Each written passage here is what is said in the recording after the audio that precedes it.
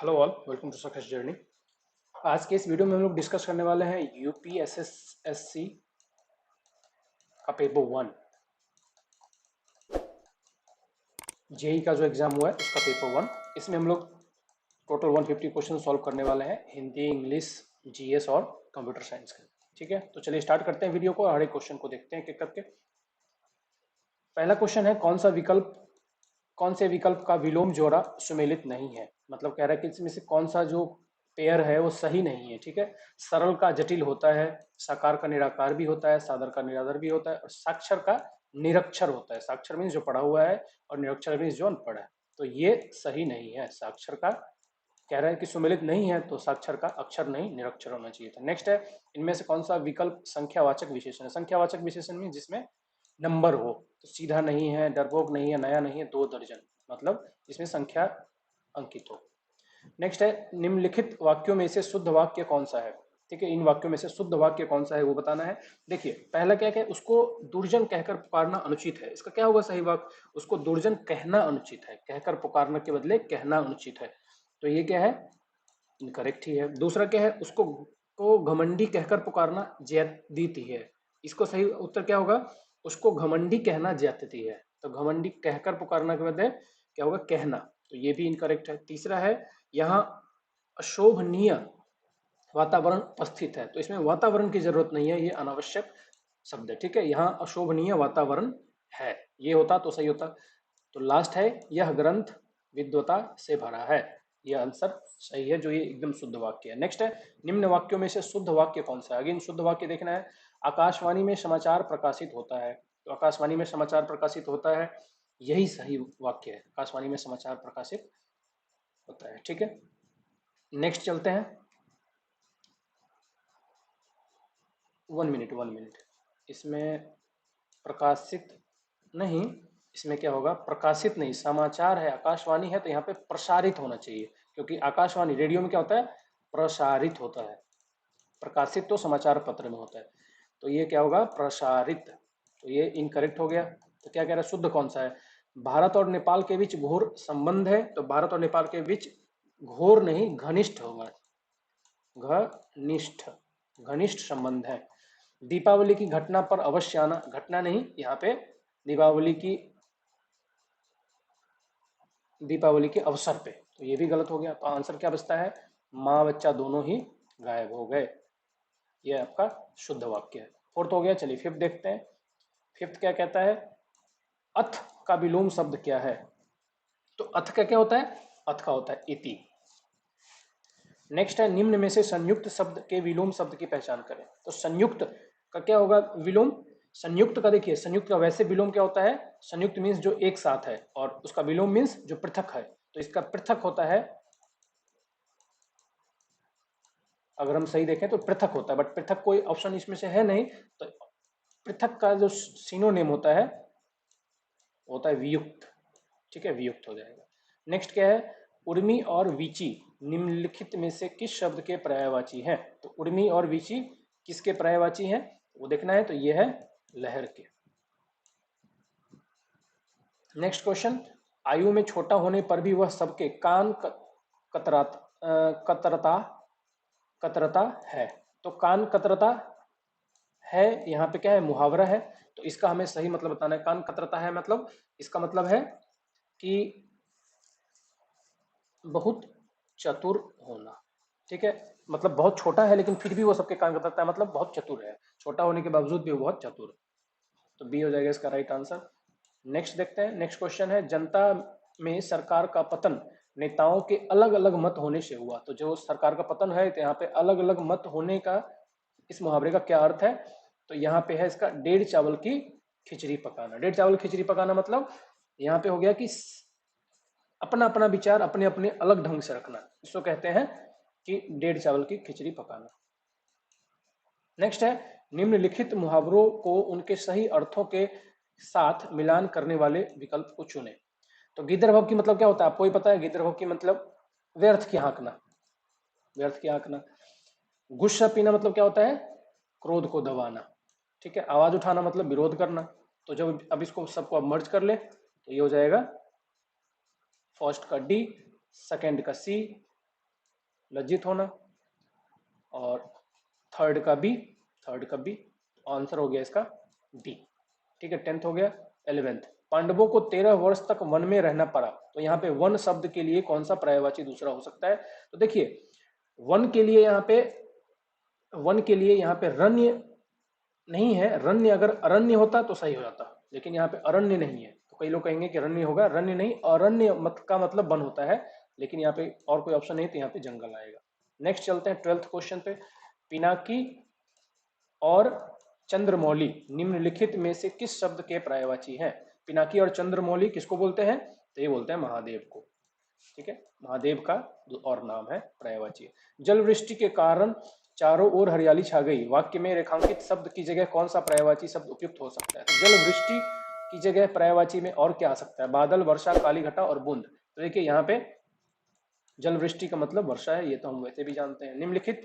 निम्न में से नश्वर का विलोम है। नश्वर मतलब जिसका कभी नाश, मतलब नश्वर है जो उसका नाश होने वाला हो। ठीक है, तो इसका क्या कह रहे हैं? विलोम शब्द, उल्टा क्या है? ठीक है, तो उल्टा इसका है शाश्वत, जो हमेशा ही है, जो हमेशा ही प्रेजेंट है, जो इसका कभी नाश ना हो। नश्वर मीन्स नाश होने वाला, और इसका अपोजिट हो जाएगा जिसका कभी नाश ना हो।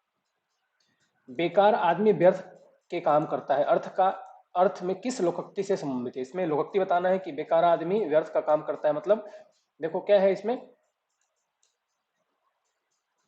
थाली बनिया क्या करे, इस कोठी के धन उस कोठी में धरे। मतलब जो खाली मनुष्य होता है उसके पास कोई काम नहीं होता, इधर से सामान उधर लाता है, उधर से सामान इधर लाता है, मतलब वो बिना मतलब के काम करता रहता है। तो इसके लिए लोकोक्ति क्या आएगा? लोकोक्ति सी। 15th 16th देखते हैं। सोहन गांव का मकान देख रहा है, इस वाक्य में क्रिया शब्द कौन सा है? तो गांव का मकान देखना, लुकिंग। ठीक है, तो इसमें देख रहा है, ये है वाक्य में क्रिया, तो क्रिया है देखना। मैं संध्या के समय को नित्य खेलने जाता हूं, उक्त वाक्य में कौन सा भाग गलत है? तो कौन सा भाग गलत है बताना है। मैं संध्या के समय नित्य खेलने जाता हूं। ठीक है, अब देखिए इसमें क्या है, इसमें अशुद्धि कौन सा है? तो सबसे पहले संज्ञा की अशुद्धि है, मतलब जो संज्ञा है इसमें, तो इसमें मैं संध्या को नित्य खेलने जाता हूँ, क्या होगा? मैं संध्या के समय नहीं, मैं संध्या को नित्य खेलने जाता हूँ, के समय के बदले आएगा को। ठीक है, तो यहाँ पे आंसर हो जाएगा ए, के समय की जगह को आएगा खाली। ठीक है, 17th हो गया। 18th में क्या है? ये गद्यांश दिया हुआ है, इसको हमें पढ़ के आंसर करना है। तो उम्मीद है आप लोगों ने गद्यांश तो पढ़ लिया होगा। गद्यांश का पहला है, भारत में कौन सा क्षेत्र वनाग्नि या दानावल के लिए सबसे अधिक प्रवन्न है? ठीक है, मतलब दानावल मतलब क्या होता है? जो फॉरेस्ट वगैरह में जो आपदाएं आती है उसको बोलते हैं दावानल। ठीक है, तो सबसे अधिक प्रवन्न है मतलब कौन सा ससेप्टिबल है सबसे ज्यादा दावानल के लिए? तो पश्चिमी घाट, गढ़वाल हिमालय। तो आप पैसेज में पढ़ोगे तो उसमें लिखा हुआ है गढ़वाल हिमालय जो है वो सबसे ज्यादा ससेप्टिबल है फॉरेस्ट फायर के लिए। नेक्स्ट है, आसमानी बिजली की वजह से जंगल में लगने वाली आग लंबे समय तक नहीं जलती। यहाँ पे गद्यांश में क्लियरली लिखा हुआ है, क्यों? क्योंकि उसके बाद तुरंत बारिश होती है और वो बारिश से बुझ जाती है। ठीक है, तो हो जाएगा इसका आंसर सी 19th का। नेक्स्ट है, वनों की संरक्षण की एक बड़ी समस्या है, कौन सा इसमें से की एक बड़ी समस्या है? ठीक है, तो कौन से वन टाइप की वनों की संरक्षण एक बड़ी समस्या है? तो ये है दावानल। दावानल जो है वो वनों के संरक्षण के लिए, दावानल मतलब मीन्स डिजास्टर, जो फॉरेस्ट डिजास्टर है उसको बोलते हैं दावानल। नेक्स्ट, निम्न में से कौन सा एक उपाय दावानल को रोकने के लिए महत्वपूर्ण है? कैसे इसको रोक सकते हैं? तो देखिए इसको रोकने के लिए क्या तरीका है, वन के समीप ज्वलनशील पदार्थों का अनावश्यक ढेर न बनने देना। ये पैसेज में गिवन है, मैं इसमें कुछ भी नहीं कर रहा हूँ, ये पैसेज में गिवन है कि ढेर नहीं लगने देना है। ऊपर से आपको कोई भी ज्वलनशील पदार्थ वहां पर नहीं रखना है, गड्ढे में कोई भी सामान अक्यूमुलेट नहीं होने देना है, तो ये सब रेमेडी मेजर में दिया हुआ है। तो आंसर हो जाएगा किसका? बी। नेक्स्ट है, किस प्रकार के वन दावानल की चपेट में आ जाते हैं? ये भी आपको पैसेज में क्लियरली गिवन है। तो इसका आंसर है यहाँ पे ऐसे वन जो उच्च वर्षा घनत्व वाले क्षेत्र में नहीं उगते हैं। मतलब यहाँ पे दिया हुआ है कि पश्चिमी हिमालय जो है ना, वेस्ट हिमालयाज, वो ज्यादा ससेप्टेबल है क्योंकि वो कम वर्षा घनत्व वाले क्षेत्र में आते हैं। पूर्वी हिमालय जो है वो ज्यादा वर्षा घनत्व वाले में आते हैं, तो वहाँ पे रेनफॉल ज्यादा होता है, इसलिए वहाँ पे वो कम आते हैं। तो क्या कह रहा है कि क्या है मतलब किस प्रकार के वन दानावल की चपेट में आते हैं? तो ऐसे जो उच्च वर्षा घनत्व वाले क्षेत्र में नहीं उगते हैं, जैसे कि वेस्ट हिमालयाज। तो ये हो जाएगा यहाँ पे राइट आंसर। 23 क्या है, उसकी ख्याति सारे देश भर में फैली हुई है। उक्त वाक्य में कौन सा भाग गलत है? यहाँ पे गलत पूछा है, तो उसकी ख्याति सारे देश भर में फैली हुई है, तो इसको क्या है, उसकी ख्याति देश भर में फैली है। उसकी ख्याति सारे देश भर में की जगह देश भर में फैली है, देश भर में फैली हुई है। तो इसमें आंसर क्या हो जाएगा? सारे देश। तो इसको आएगा, इसके बदले आएगा सारे देश के बदले देश भर। ठीक है, नेक्स्ट 24th पे चलते हैं। 24th क्या कहता है? निम्नलिखित किस वाक्य की क्रिया अकर्मक है? तो अकर्मक क्रिया और सकर्मक क्रिया, अकर्मक क्रिया किसको बोलते हैं? जिसका वेट जो है वो ऑब्जेक्ट पे पड़े उसको अकर्मक क्रिया बोलते हैं। तो देखिए यहाँ पे क्या है, पक्षी उड़ रहे हैं, तो सब्जेक्ट पे पढ़ना चाहिए, तो उड़ कौन रहा है? पक्षी। ठीक है, तो 24 कौन सा हो जाएगा? बाकी सब में निबंध किसके साथ जा रहा है? लिखते के साथ। समान किसके साथ? उठने के साथ। बलराम क्या कर रहा है? खिला रहा है। तो इसमें आप क्रिया देख रहे हो ऑब्जेक्ट के साथ आ रहा है, लेकिन इसमें क्रिया सब्जेक्ट के साथ आ रहा है, तो इसको बोलेंगे हम अकर्मक क्रिया। ठीक है, तो बी हो जाएगा इसका राइट आंसर 24 का। आगे बढ़ते हैं 25 का। 1 लीटर दूध दो, इस वाक्य में प्रयुक्त विशेषण भेद का नाम क्या है? तो 1 लीटर यहाँ पे आ गया संख्यावाचक। ठीक है, संख्यावाचक विशेषण। नेक्स्ट क्वेश्चन पे चलते हैं। नेक्स्ट है 26। 26 क्या कहता है? Identify the antonyms for the word post date. तो पोस्ट डेट का एंटोनिम क्या है? तो पोस्ट डेट का एंटोनिम्स है एंटी डेट। पोस्ट डेट मतलब बाद का डेट, और एंटी डेट मतलब पहले का डेट, प्री डेट जिसको बोलते हैं। Identify the synonym for the word regurgitate. Regurgitate के लिए सिनोनिम।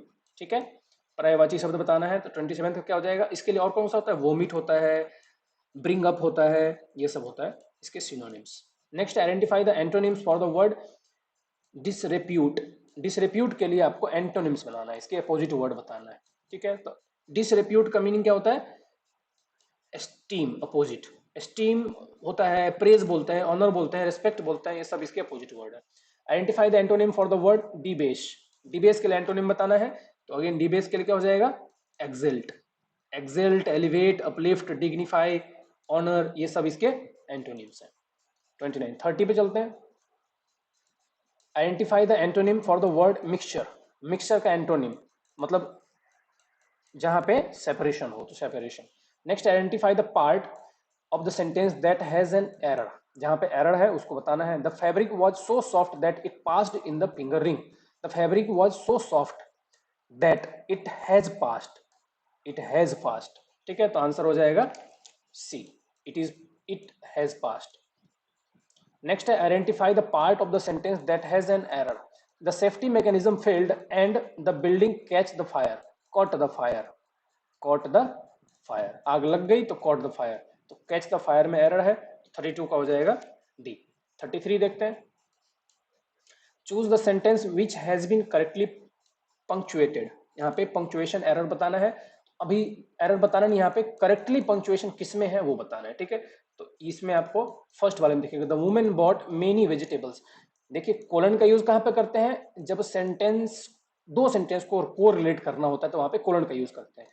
और सेमी कोलन का यूज कहाँ पे करते हैं? जहां पे एक सेंटेंस खत्म हो गया, दूसरा सेंटेंस है, जो दो सेंटेंस अलग अलग है उनको कोरिलेट करने के लिए सेमी कोलन। बट सेंटेंस एक ही है लेकिन उसके दो पार्ट है, उसके लिए हम कोलन लगाते हैं। मेनी वेजिटेबल्स, अब वेजिटेबल्स के नाम है तो इसके लिए हम क्या करते हैं? कोलन का यूज करते हैं। तो यहाँ पे सेमीकोलन वाले ऑप्शन इनकरेक्ट हो जाएंगे। नेक्स्ट है 34, fill in the blanks with the correct option. Exams today for the degree students. तो एग्जाम बिगिन, बिगिंस, बिगन और बिगिनिंग। तो एग्जाम्स आ गया प्लूरल वर्ड, तो ये आएगा सिंगुलर वर्ड, एग्जाम्स बिगिन। ठीक है, 34 का आ जाएगा ए। 35 देखते हैं। 35 में अगेन फ्रेज है, तो फ्रेज को पढ़ने के बाद हम लोग आंसर देखते हैं। उम्मीद है आप लोगों ने फ्रेज पढ़ा होगा। 35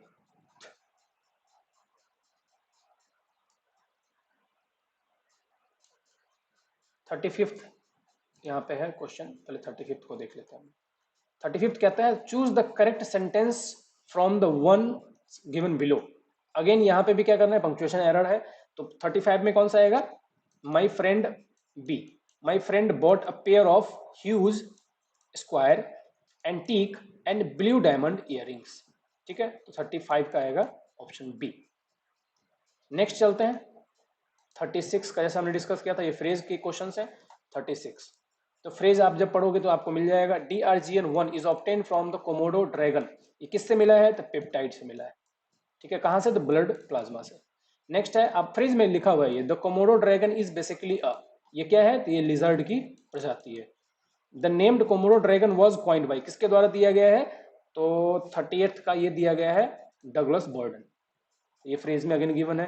identify the part of the sentence that has an error, he told his friend that he walks 20 miles daily for his school. कह रहे he told his friend that he walks 20 miles daily for his school, यहाँ पे for को नहीं to his school आएगा, ठीक है। तो 39 का आंसर आ जाएगा डी, फॉर के बदले टू आएगा, ठीक है, स्कूल के लिए नहीं, स्कूल को। 39 हो गया। 40, the discovery of the earth core was result of the studies of, ठीक है, स्टडीज बाई, अर्थ कोर की डिस्कवरी सबसे पहले 1906 में की गई थी, जब सिस्मोग्राफ से स्टडी की जा रही थी। और ये किसने किया था, तो ये किया था रिचर्ड डिक्सन ओल्डहाम ने, ठीक है। तो ऑप्शन डी हो जाएगा यहाँ पे राइट आंसर। नेक्स्ट क्वेश्चन पे चलते हैं 41 पे। The first known seismoscope was designed by, first known seismoscope किसने डिजाइन किया था, ये पूछा है। तो ये किया गया था 132 एडी में, 132 एडी में चाइनीज फिलोसफर थे, उन्होंने किया था, और इनका नाम था झांग हेंग, ठीक है। तो 41 का हो जाएगा बी। नेक्स्ट है, the word seismology was coined by, seismology की जो वर्ड है वो किसने दिया था, तो ये दिया था कितने, कब, 1857 में। और किसने दिया था, रॉबर्ट मैलेट ने, रॉबर्ट मैलेट ने। Identify the part of the sentence that has an error, all the animals ran for the safety when the lion roars in the jungle. अब यहाँ पे रोर्स की जगह क्या आएगा, रोड, रोड, ROARED। तो ऑप्शन क्या हो जाएगा इसमें, सी, लाइन रोड्स की जगह रोड, बिकॉज ये प्रेजेंट टेंस है, ये पास्ट टेंस हो जाएगा रोड, ठीक है। 43 हो गया। 44 पे चलते हैं। Choose the sentence which has been correctly punctuated, again यहाँ पे पंक्चुएशन एरर बताना है, तो यहाँ पे एरर नहीं बताना है, सही कौन सा है वो बताना है। तो 44 का देखिए, तो इसमें मेरे हिसाब से ये है, वी स्टेड इन जैसलमेर, तो ये हमने बताया था कॉलन का यूज कहाँ होता है, जब इन दोनों को कोरिलेट करना है। सेम सेंटेंस है, बस 2 पॉइंट है, जैसलमेर राजस्थान में आता है, इंदौर मध्य प्रदेश में आता है, शिवपुर किस में आता है, कर्नाटक में, before going to Delhi. So D will be the right answer. Next है 45th, choose the meaning of the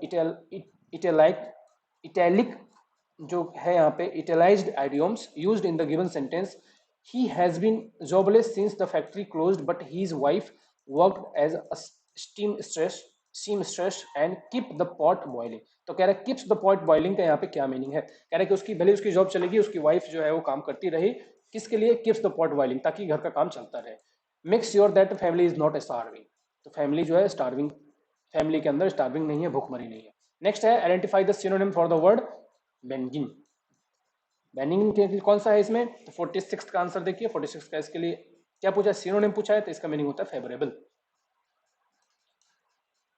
next 47th, identify the synonym for the word freight, freight का मीनिंग क्या होता है, तो फ्राइट का मीनिंग होता है shipment. Identify the synonym for the word recoil, recoil का मीन्स क्या होता है, रिक्वाइल का मीनिंग होता है backfire. Choose the meaning of the italicised idioms, अब आइडियम क्या है, let the grass grow under the feet, under his feet.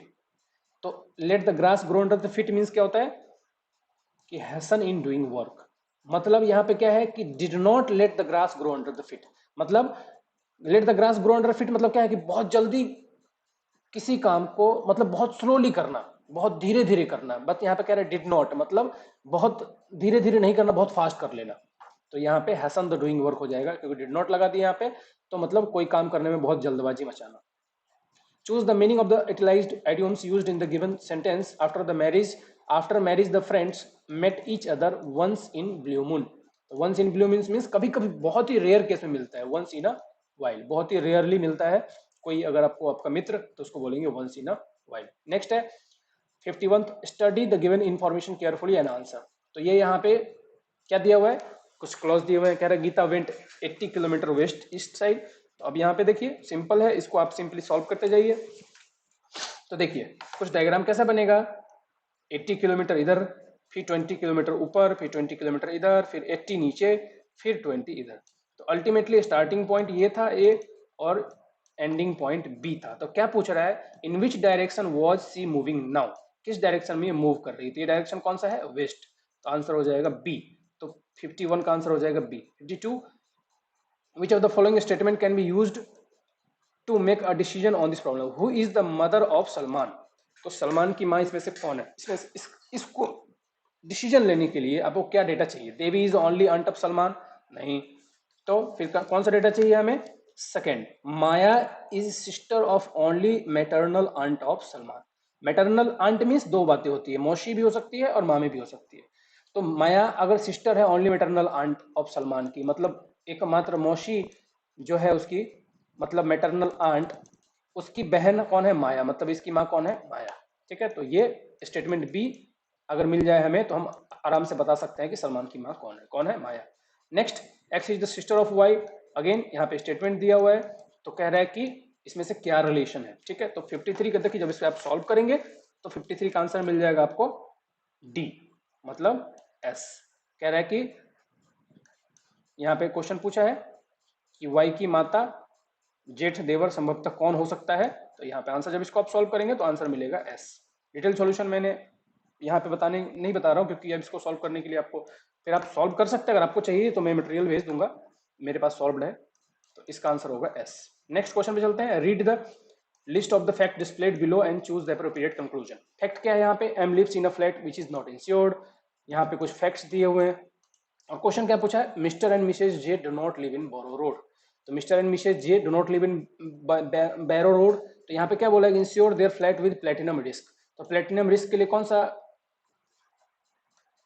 सा इसमें क्लॉज है, देखो कह रहा है कि जो फ्लैट है एम कोई रिस्क नहीं है, और बैरो रोड पे जो भी रह रहा है वो प्रीमियम कवर है, तो कह रहा है कि डू नॉट बैरो रोड, तो यहाँ पे देखिए 54th में क्या हो जाएगा, सी, क्योंकि हमें ये पता नहीं कि डू नॉट है बैरो रोड, क्योंकि ये कह रहा है कि प्लेटिनम है, प्लेटिनम रिस्क के साथ उसने अपने फ्लैट को क्या किया, इंश्योर किया है, और बैरो रोड के किसके साथ है, प्रीमियम कवर को, तो do not live on Barrow road. तो मेरे हिसाब से नहीं, ये अनसर्टेन नहीं है, बल्कि ये सर्टेन है, ट्रू है, क्योंकि इसने बैरो रोड पे ये लोग नहीं रहते, क्योंकि बैरो रोड के लिए प्रीमियम कवर है और इन दोनों ने करवाया है प्लेटिनम रिस्क, तो ये अलग टाइप का कवर है, तो ये बैरो रोड पे सिर्फ और सिर्फ इस टाइप का कवर होता है। ठीक है, तो ट्रू हो जाएगा आंसर। नेक्स्ट चलते, read the list of the facts displayed below and choose the appropriate conclusion.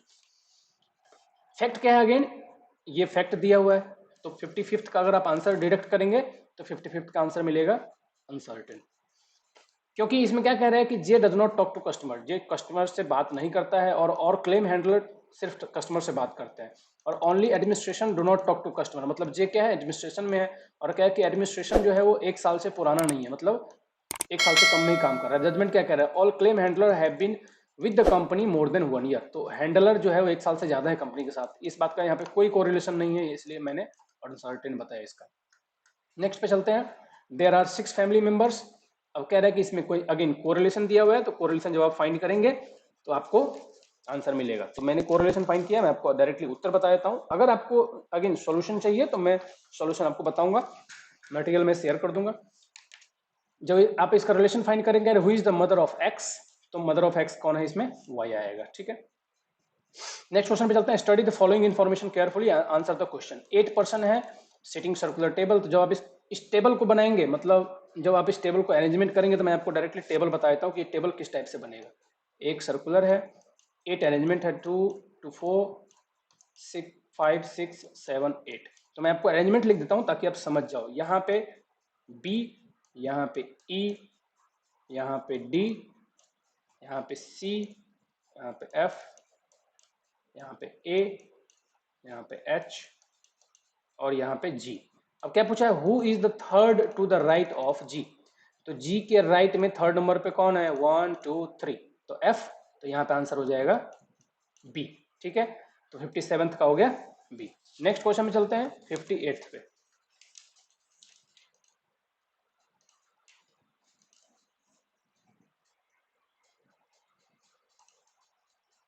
58th question क्या करें, इन the following question mark if the statement, अगर स्टेटमेंट अलग अलग है, कह रहे if p is an even number, p एक इवन नंबर है, तो p is a multiple of 3।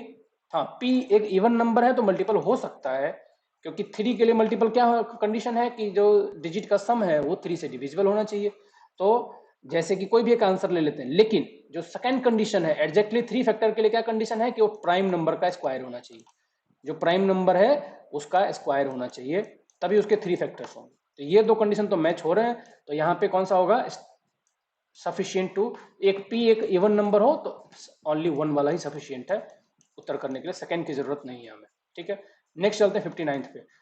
Again यहाँ पे एक कंक्लूजन है, तो कह रहा है कि Royan passed the exam with distinction, school fees are very high, इसका हमें यहाँ पे पता नहीं लग सकता, नो अदर स्कूल रेपुटेशन, इसका भी कोई कोरिलेशन नहीं। ठीक है, क्योंकि ये स्टेटमेंट जो है उसमें ये कह रहा है कि रोयन पास द एग्जाम विद डिस्टिंक्शन, यही स्टेटमेंट यहाँ पे मर्ज कर रहा है, तो मतलब 59 का हो जाएगा शी। ठीक है, 59 का हो जाएगा सी। नेक्स्ट 60th क्वेश्चन देखते हैं।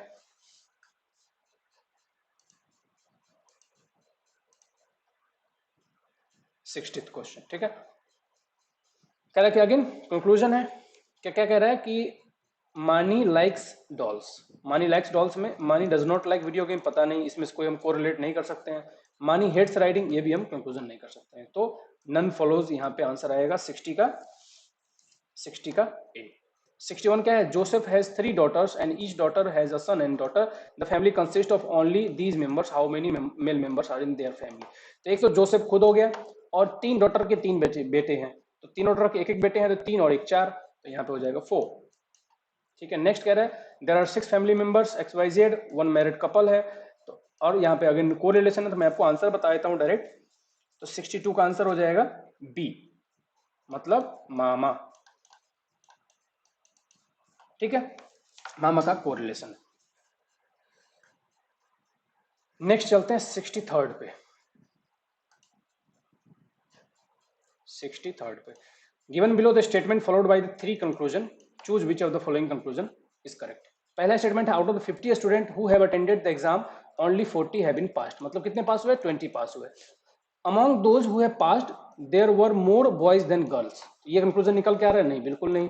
20 students have passed, right, last year pass percentage was more, पता नहीं, तो ओनली सेकंड करेक्ट है, तो ओनली सेकंड फॉलोज, 63 का हो जाएगा ए। नेक्स्ट चलते हैं 64th पे, कह रहे कौन सा स्टेटमेंट सफिशिएंट है, तो क्वेश्चन क्या है, how many votes did the winner received in an election, जो विनर है वो कितने वोट से जीता है, assuming none of the vote were invalid, सभी वोट वैलिड थे। देयर वर 4 कैंडिडेट, 4 कैंडिडेट थे, द विनर रिसीव्ड 500 वोट्स, तो इसमें क्या है, विनर का और जो सबसे नीचे है उसका कंपैरिजन है, the one who have received the list, और अगेन विनर का कंपैरिजन है, बाकी बीच के दो के कोई कोरिलेशन नहीं है, टोटल वोट्स नहीं पता हमें, तो हम इसका कंक्लूजन नहीं निकाल सकते। ठीक है, तो फोर्थ ऑप्शन, मतलब यहाँ पे इन दोनों को मिला के भी हम कंक्लूडिंग रिमार्क्स, मतलब हम कंक्लूजन पे नहीं पहुंच सकते, तो फोर्थ हो जाएगा आंसर। नेक्स्ट क्या, which of the following statement can be used to take a decision on this problem, how many sons Farid has, कितने उसके बच्चे हैं, तो फरीद है 3 daughters, मतलब कह रहा है कि इसको सही करने के लिए कि कितने उसके बच्चे हैं, कौन सा स्टेटमेंट सही है, इसमें से कौन सा स्टेटमेंट अगर हम यूज करते हैं तो सही हो जाएगा। 3 daughters से पता नहीं चलेगा क्योंकि यहाँ पे सन की बात बोला है। Each of Farid has 4 daughters have 2 brothers, ठीक है, कह रहे हैं each of Farid 4 daughters have 2 brothers, तो अगर हमें ये पता लग गया कि इसके चारों डॉटर को दो बेटे हैं, मतलब 2 भाई हैं, तो हम इससे हम आसानी से निकाल सकते हैं। ठीक है, तो 65 का हो गया बी। 66 पे चलते हैं। 66, Amit is the brother of Ranjan and son of Kamal. Rakesh is the father of Kamal. How the Amit is related to Rakesh? Again बहुत सिंपल क्वेश्चन है, तो इसको अगर हम जैसे कि कोरिलेट करेंगे तो आंसर हमें इजीली मिल जाएगा। चलिए 66 का देखते हैं, तो 66 का आंसर हो जाएगा सी, इसका पोता, ग्रैंडसन। नेक्स्ट है, which of the following statement can be use to take a decision on this problem. कह रहा है कि 2p is greater than q, 2p की वैल्यू अगर ग्रेटर देन q है और p और q पॉजिटिव है, तो अगर हम इनमें से कौन सा डेटा का यूज करें तो हमें आंसर मिल जाएगा। देखो p is equal to q तो पॉसिबल ही नहीं है, p प्लस q 100 दे रहे हैं, तब भी दूसरा कंडीशन हमारे पास सही नहीं है, ग्रेटर देन है, कोई और कोरिलेशन होता तो हम फाइंड कर सकते थे, तो problem can not be solved. मेरे हिसाब से आंसर होना चाहिए 67 का डी। नेक्स्ट है 68, अगेन यहाँ पे 2 कंडीशन दे रखा है, पी का कंडीशन दे रखा है, कह रहे विच ऑफ दीज क्वालिफाई। अब यहाँ पे कंडीशन क्या क्या है, पहला कंडीशन है कि पहला पी जॉब के लिए 30 इयर्स का एज होना चाहिए, 30 इयर्स से कम, 10th में 50% से ज्यादा होना चाहिए, और एक्सपीरियंस होना चाहिए more than greater than 3 years. But यहाँ और दूसरे में भी एक्सपीरियंस की बात है, तो हम अगर सिर्फ एक्सपीरियंस को देखें तो क्या कह रहा है कि जो बंदा है 52% मार्क्स है उसके, एज है 27 और नो वर्क एक्सपीरियंस। तो दोनों ही जॉब के लिए वर्क एक्सपीरियंस की रिक्वायरमेंट है ही। पी के लिए मोर देन 3 इयर्स या फिर मिनिमम 3 इयर्स, और क्यू के लिए मोर देन 1 ईयर्स और मिनिमम एटलीस्ट 1 ईयर। तो नो वर्क एक्सपीरियंस के लिए नो क्वालिफाई, मतलब ये क्वालिफाई नहीं करेगा। ठीक है, तो इसका आंसर हो जाएगा 68th का D, neither P nor Q, मतलब दोनों में से किसी जॉब के लिए एप्लीकेबल नहीं है। ठीक है, चलिए नेक्स्ट क्वेश्चन पे चलते हैं। Study the following information carefully. यहाँ पे अगेन वही कुर्सी वाला क्वेश्चन है कि सर्कुलर पाथ में बैठे हुए हैं, तो मैं अगेन इसका मैं बना देता हूँ आपको डायग्राम 69th का। 69th का यहाँ पे L है, यहाँ पे K है, यहाँ पे O है, इसके नीचे आएगा P, नीचे आएगा M, इसके नीचे आएगा L, यहाँ पे S, सॉरी J और यहाँ पे Q। अब जो भी क्वेश्चन पूछा what is the position of M with respect to J, तो M की पोजीशन क्या है J के रिस्पेक्ट में, तो सेकंड राइट है। ठीक है, सेकंड टू द राइट, तो C ऑप्शन हो जाएगा यहाँ पे आंसर। तो ये इस क्वेश्चन का आंसर हो जाएगा second to the right. Next question है in the following question mark. Again question mark क्या है, सफिशिएंट कह रहा है कि what is the average of 3A and 12B।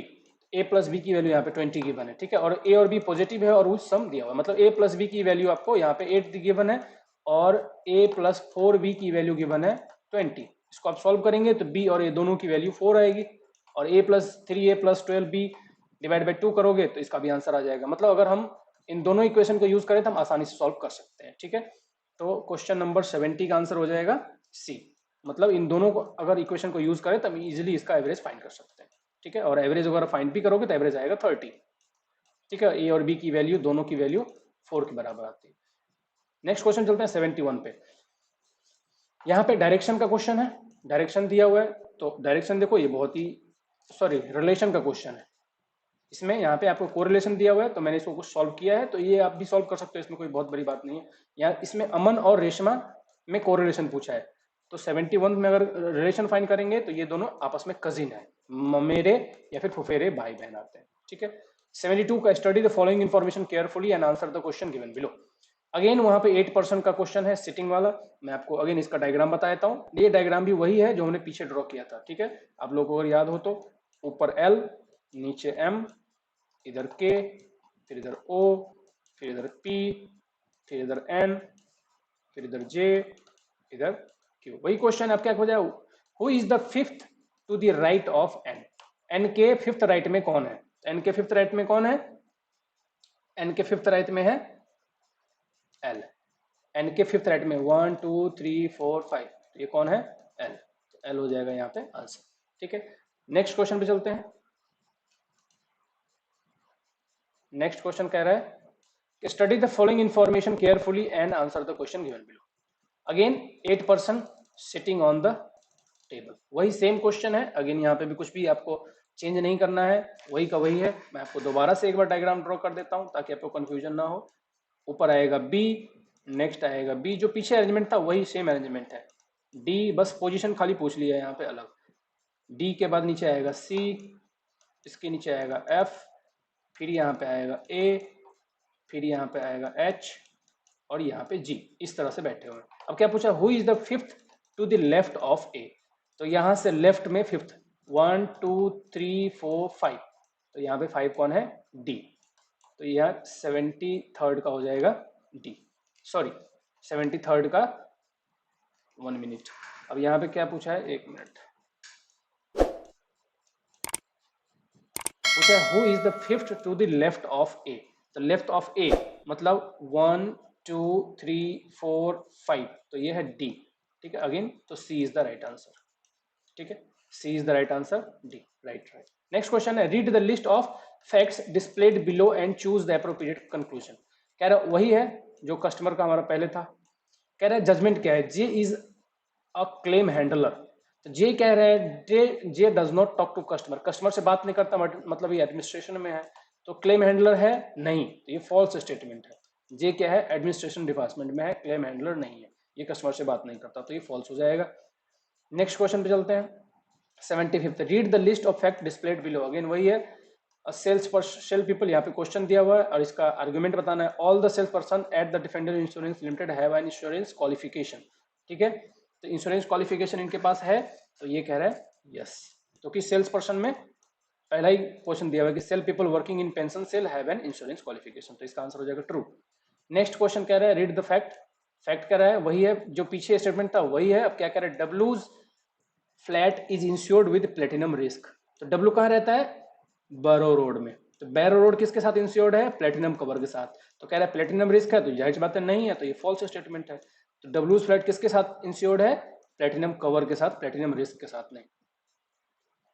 Next चलते हैं read the list of fact displayed below and choose the appropriate conclusion, वही है जो पीछे हमने देखा था, सेम टू सेम है। अब कह रहा है P has an insurance qualification, तो कह रहा है पी के पास है क्या, P is a sales person working in pension sales, और पहला स्टेटमेंट क्या कह रहा है कि जो पेंशन सेल्स में काम करते हैं उसके पास इंश्योरेंस क्वालिफिकेशन है, तो ये हो जाएगा ट्रू, तो 77 हो गया, 77 का 1। 78 पे चलते हैं, अगेन ये पेंशन वाला ही क्वेश्चन है, तो कह रहा है कि इसमें से एल के पास इंश्योरेंस है या नहीं है, एल के पास, ठीक है, तो और एल क्या है एक सेल मोर्टेज है, ठीक है, तो सेल मोर्टेज है तो 78th का हो जाएगा सी, मतलब ये हमें पता नहीं क्योंकि सेल मोर्टेज करता है वो, सेल मोर्टेज उसका काम है, तो वो पेंशन में तो है नहीं, तो ये फॉल्स भी आ सकता है आंसर, बट यहाँ पे दिया हुआ है कि सेल मोर्टेज है तो इसके पास इंश्योरेंस क्वालिफिकेशन है कि नहीं ये हमें पता नहीं है, मोर्टेज जो बेचता है उसके पास इंश्योरेंस क्वालिफिकेशन की क्या डेटा है वो हमें गिवन नहीं है, इसलिए हमने इसको अनसर्टेन दिया है फॉल्स की वजह। नेक्स्ट है अगेन 8% सीटिंग का अरेंजमेंट का वही क्वेश्चन है जो पीछे हमने किया था, इसमें कुछ भी अलग नहीं है, याद रखना 79 का भी वही क्वेश्चन मतलब अरेंजमेंट है जो हमने पीछे सॉल्व किया था। क्या कह रहा है how many persons are sitting between A and F, तो ए और एफ में क्या है जो हमने पीछे ड्रॉ किया था, तो ए और एफ दोनों ही नेबर हैं, तो ये इनके बीच में 0% है। स्टडी द इंफॉर्मेशन, अगेन ये इंफॉर्मेशन है तो ये मूवमेंट का क्वेश्चन है, जब आप इसको ड्रॉ करोगे तो कैसे बनेगा, देखिए पहले 20 ऊपर फिर 25 इधर फिर 10 ऊपर फिर 25 इधर और फिर 5 नीचे, तो ये हो गया स्टार्टिंग पॉइंट और ये हो गया एंड पॉइंट, तो कह रहा है कि how far was C from the starting point, sorry sorry sorry ये नहीं है, माफ कीजिएगा, ये कह रहा है गीता वेंट 80 किलोमीटर ईस्टवर्ड, तो ये इस तरह का है 80 kilometre eastward then 20 up then 20 right 80 down and then 60, ठीक है, तो यहाँ पे आ गए। अब कह रहे हैं कि how far was C from the starting point, तो इससे कितना फार है, तो देखो ये है 80, ठीक है, और ये है यहाँ पे 60, ठीक है, तो ये अगर हम फाइंड करेंगे तो ये आएगा 100 किलोमीटर हाइपोटेन्यूस, ठीक है, तो ये आएगा 100 किलोमीटर। नेक्स्ट क्वेश्चन पे चलते हैं, which of the following statement can be use to take decision of this problem, what is the product of two natural number, two natural number का प्रोडक्ट क्या होगा, तो देखिए बहुत सिंपल है, अगर एलसीएम पी और क्यू का 37 गिवन है, एलसीएम क्या होता है, एलसीएम मीन्स दो नंबर का हाईएस्ट कॉमन फैक्टर, वो नंबर जिसमें दोनों से डिविजिबल हो, तो अगर 37 है, 37 एक प्राइम नंबर है, मतलब नंबर कौन सा है 1 और 37, तो हमें नंबर पता चल गया कि 1 और 37 है, तो हम आराम से इसका प्रोडक्ट निकाल सकते हैं, प्रोडक्ट कितना होगा 37 होगा, तो अगर ये हमें स्टेटमेंट मिल जाए तो हम आराम से बता सकते हैं कि उसका प्रोडक्ट क्या है और वो है 37। Next study the given information carefully and answer the question, again ये स्टेटमेंट जो है 82 का, इसका डायग्राम जो हमने अभी बनाया था वो ये है, ठीक है, तो ये स्टार्टिंग पॉइंट है, ये एंड पॉइंट है, तो लास्ट में क्या कह रहे हैं in which direction was C moving finally, इसका ये डायरेक्शन क्या था साउथ डायरेक्शन था, तो डी हो जाएगा 82 का आंसर। 83rd पे चलते हैं, 83rd पे read the following information and answer the question follows, कह रहा है कि आप इसको पैसेज को पूरा पढ़िए। अब यहाँ पे क्या दिया हुआ है, पूरा पैसेज दिया हुआ है, इसकी जॉब की रिक्वायरमेंट गिवन है कि जॉब के लिए क्या क्या रिक्वायरमेंट रखा गया था, और यहाँ पे कह रहा था अब एक कैंडिडेट आया तो कैंडिडेट का कह रहा है एलिजिबिलिटी बताओ, एज में क्वालिफाइड है, मेडिकल चेकअप में भी हो गया, बट फाइनली इंटरव्यू में क्वालिफाई नहीं हो पाया, ठीक है, बट एमएससी डिग्री है केमिस्ट्री में, एक्सपीरियंस काउंट नहीं होगा, तो क्या होगा उसके साथ, वो रिजेक्ट हो जाएगा। क्लियरली यहाँ पे लिखा हुआ है कि an applicant who has found medically fit and go for final interview and clear it final selection, अगर नहीं हुआ है तो रिजेक्ट हो जाएगा, तो ये रिजेक्शन में आ जाएगा। नेक्स्ट है study the given information carefully and answer the question given below, क्या कह रहा है T2 टुवर्ड्स साउथ, अब यहाँ पे क्वेश्चन देखिए, कह रहा है कि सोनू है यहाँ पे, ठीक है, ये सोनू है, इसके नीचे T2 और यहाँ पे है रानू, ठीक है, अब कह रहा है कि रानू से T2 की डायरेक्शन क्या है, रानू से T2 डायरेक्शन है साउथ वेस्ट, तो क्या हो जाएगा 84th का सी। नेक्स्ट क्वेश्चन पे देखते हैं, next question is 85th question क्या कह रहा है? अगेन स्टार्टिंग पॉइंट क्वेश्चन है, तो ये वॉकिंग का है। तो 85th का देखिए, अगर वॉक करते हैं हम तो देखिए स्टार्टिंग पॉइंट है, यहाँ से स्टार्ट किया 20 मीटर नीचे, फिर 30 इधर, फिर 15 नीचे, फिर 10 इधर, फिर 35 ऊपर। ठीक है, तो ये स्टार्टिंग पॉइंट पे आ गए। तो अब क्या कह रहा है कि how far was he from the starting point, तो यहाँ से यहाँ की डिस्टेंस कितनी है? तो ये डिस्टेंस कितनी है? 40 किलोमीटर, तो 40 मीटर, तो 40 मीटर यहाँ पे आंसर हो जाएगा। What is इनवॉइड 10? इनवॉइड क्या है? तो ये world first commercially produced birth control pill है, पहला बर्थ कंट्रोल पिल है जो कमर्शियली अवेलेबल है बर्थ कंट्रोल के लिए। Next is who among the famous singer was posthumously awarded Padma Vibhushan award? तो जो मरणोपरांत पोस्टमिसली जिनको पद्म विभूषण का अवार्ड मिला है उनका नाम क्या है? तो यह है एसपी बालासुब्रमण्यम, ये थे तमिलनाडु से। ठीक है, दो लोगों को पोस्टमिसली मिला था, उनमें से एक थे हमारे ये सिंगर हैं तमिलनाडु के। नेक्स्ट है heavy water is generally used in which of the following industry? Heavy water कहाँ पे होता है? ड्यूटेरियम वाटर, जिसे D2O कहते हैं। ये होता है न्यूक्लियर पावर प्लांट में कूल डाउन करने के लिए, हीटअप को कूल डाउन करने के लिए। नेक्स्ट है which of the following countries hold the chairmanship of ASEAN? तो यह है ब्रुनेई। आसियान कंट्रीज का जो चेयरमैनशिप है 2021 के लिए वो ब्रुनेई के पास था। Which state assembly of India passed decentralisation of inclusive development region bill in 2020? तो ये किया था आंध्र प्रदेश ने। ठीक है, नेक्स्ट क्या है? Which of the following is not a fat soluble vitamin? कौन सा नहीं है? तो विटामिन बी। ठीक है, विटामिन बी एक वाटर सोल्यूबल विटामिन होता है, इसीलिए हमें ये डेली बेसिस पे कंज्यूम करना पड़ता है, क्योंकि ये बाहर एक्सर्ट आउट हो जाता है, ये स्टोर नहीं रहता है, फैट सोल्यूबल नहीं है। ठीक है, विटामिन बी टोटल 6, इसलिए इसको बी कॉम्प्लेक्स बोलते हैं, इसके 6 टाइप्स होते हैं। नेक्स्ट है the successful land revenue system of Akbar attributed to which of his nobles? मतलब इसके कौन थे उसके दरबार में जो कि लैंड रेवेन्यू सिस्टम सक्सेसफुल जो हुआ था उसको दिया था? तो ये थे राजा टोडरमल। नेक्स्ट है which inflammatory anti inflammatory drug was extensively used for treating the cattle in India found to be the lethal for vultures leading to their rapid decline in population? तो ये बहुत ही हार्मफुल हुआ था। अब देखिए इसको बाद में बैन भी कर दिया गया था, कब? 2006 में, मार्च 2006 में इसको बैन कर दिया गया था। तो इसका नाम क्या था? इसका नाम था डाइक्लोफेनाक।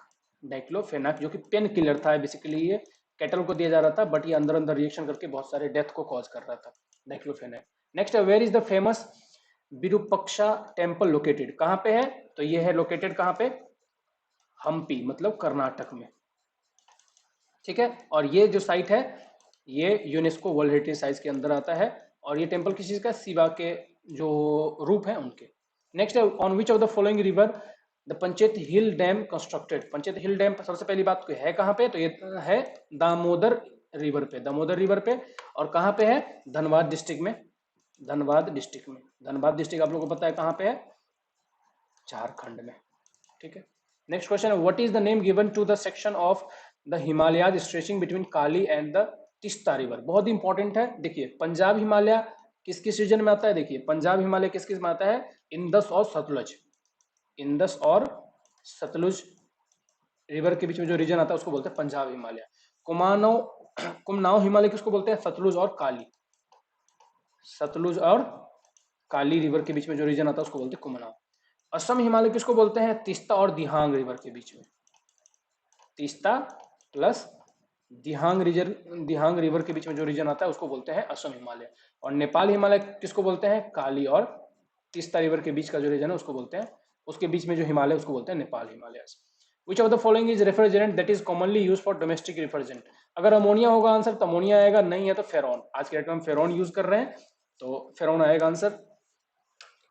नेक्स्ट चलते हैं, फेरॉन R134 आज के डेट में चल रहा है, R134A, फेरॉन R134A बहुत कॉमनली यूज है। In which range is the famous peak K2 Godwin? हम लोग पता है K2 गार्डविन ऑस्ट्रेलिया इंडिया का सबसे बड़ा पीक है, ये पाक ऑक्यूपाइड कश्मीर में है, काराकोरम रेंज के अंदर ही आता है, वर्ल्ड का सेकेंड हाईएस्ट है। नेक्स्ट है which part of the human body is affected by Alzheimer disease? Alzheimer disease को अफेक्ट करता है ब्रेन को, ये क्या करता है? न्यूरॉन्स को ब्रेक कर देता है, न्यूरॉन्स को डिके कर देता है, कि बहुत खतरनाक होता है, ब्रेन के न्यूरॉन्स की लिंकेज को भी डिस्ट्रॉय कर देता है और न्यूरॉन्स को भी मारता है। और न्यूरॉन्स एक ऐसा सेल है जो रिप्रोड्यूस नहीं हो सकता। Identify the scheme undertaken by the department of food and public distribution to insure the nationwide portability ration card. तो इसके लिए क्या था, one nation one ration card scheme. Which of the following mountain range is also called Sahyadri. Sahyadri किसको बोलते हैं, सह्याद्री बोलते हैं वेस्टर्न घाट को, ठीक है, वेस्टर्न घाट को। सतपुरा और विंध्या कहाँ पे है, बीच में। सतपुरा जो है वो सेंट्रल इंडिया में है और विंध्या इसके नीचे है। ईस्टर्न घाट और वेस्टर्न घाट जहां मिलते हैं उसको बोलते हैं नीलगिरी की पहाड़ियां, Nilgiri. Who among the following has been appointed as the new chief election commission. कौन थे, सुनील चंद्र। ये कब बने थे, देखिए कब बने थे ये भी पूछते हैं कई बार, 13 अप्रैल को, 13 अप्रैल 21 को बने थे सुनील चंद्र, ठीक है। इससे पहले थे सुनील अरोड़ा। नेक्स्ट है how the Gaganyaan related to the Indian space programme. Gaganyaan क्या है कि 2023 में हमें 3 इंडियन को स्पेस में भेजना है, ठीक है। तो India's first indigenous human space mission 2023 में। The pass which connect the Indian state Sikkim with the China Tibet, क्या बोलते हैं इसको, इसको बोलते हैं नाथुला पास, ठीक है, इसको बोलते हैं Nathula pass. Which of the following is not related to the vitamin B. देखिए एस्कॉर्बिक एसिड विटामिन सी होता है, थाइमाइन क्या बोलते हैं, थाइमाइन बोलते हैं हम लोग। देखो यहाँ आपको मैं सभी विटामिन के बारे में बताता हूँ। नियासिन कौन सा है, नियासिन है विटामिन B3। राइबोफ्लेविन कौन सा है, विटामिन B2। और थाइमाइन कौन सा है, विटामिन B1। और एस्कॉर्बिक एसिड क्या है, विटामिन सी। तो यहाँ पे क्या पूछा है कि नॉट रिलेटेड, तो ये विटामिन सी है एस्कॉर्बिक एसिड, इसलिए ये। विटामिन सी हमेशा हमें वेजिटेबल सोर्स से मिलता है, ये एनिमल सोर्स से नहीं मिलता है, जैसे कि नींबू वगैरह से मिलता है। विटामिन सी का लॉस सबसे ज्यादा होता है हीट पे। When the roots of a plant moves downward in the direction of gravity, ये पहली बार दिया था डार्विन ने दिया था, डार्विन का सिद्धांत था। इसको क्या बोलते हैं, इसको बोलते हैं पॉजिटिव जियोट्रोपिज्म, कि नीचे की तरफ बढ़ती है। नेक्स्ट है the Pong dam is constructed on the Beas river in the state of. Pong dam river कहाँ पे है, तो ये है हिमाचल प्रदेश में, ठीक है, हिमाचल प्रदेश में। नेक्स्ट है Who among the following was the first Sultan of Delhi. हमें पता है कि 1206 ईस्वी में पहला स्लेव डायनेस्टी आया था, कुतुबुद्दीन ऐबक, जो मोहम्मद गजनी का स्लेव था वो बनाया था। Who among the following was the one of the major leader of भक्ति मूवमेंट ऑफ medieval इंडिया। मेरे ख्याल से शंकराचार्य थे, शंकराचार्य आए थे शायद 788 AD के आसपास, शंकराचार्य होंगे। नेक्स्ट है who was the first Indian women to get her MD from USA and practised in India as a physician as per Kashibai Kanitkar biography. तो ये थे आनंदी गोपाल राव जोशी। नेक्स्ट चलते हैं, नेक्स्ट क्वेश्चन है the famous Sanskrit treatise Lilavati. Lilavati को किसने लिखा था, भास्कर ने, और ये क्या थे, मैथमेटिशियन थे। Who among the following was appointed as the chairman of Simon commission. तो हमें पता है कि साइमन कमीशन का चेयरमैन साइमन ही था। 1927 में आया था, लाला लाजपत राय ने इसका विरोध किया था। Identify the name of world first scientoon book written by scientoonist doctor Pradeep Srivastava, released in October 2020। तो इसका नाम क्या था, bye bye corona. Next, when Mangal Pandey turned a rebel, he was a sipahi in the 34th native infantry regiment that was the sanctioned at which place, ये थे बैरकपुर में। Next question चलते हैं, which of the following is a S band synthetic aperture radar satellite launched by ISRO for forest mapping. ये इसरो की website पे clearly given है, इसका नाम क्या है, नोवासार, ठीक है। विच among the following option is the largest domestic communication satellite in Asia Pacific region, commissioned in 1983। उसका नाम क्या था, INSAT 1B, INSAT 1B। Who among the following introduced a theory of bicameral mind। Bicameral mind किसने दिया था, तो ये दिया था जूलियन जेम्स ने।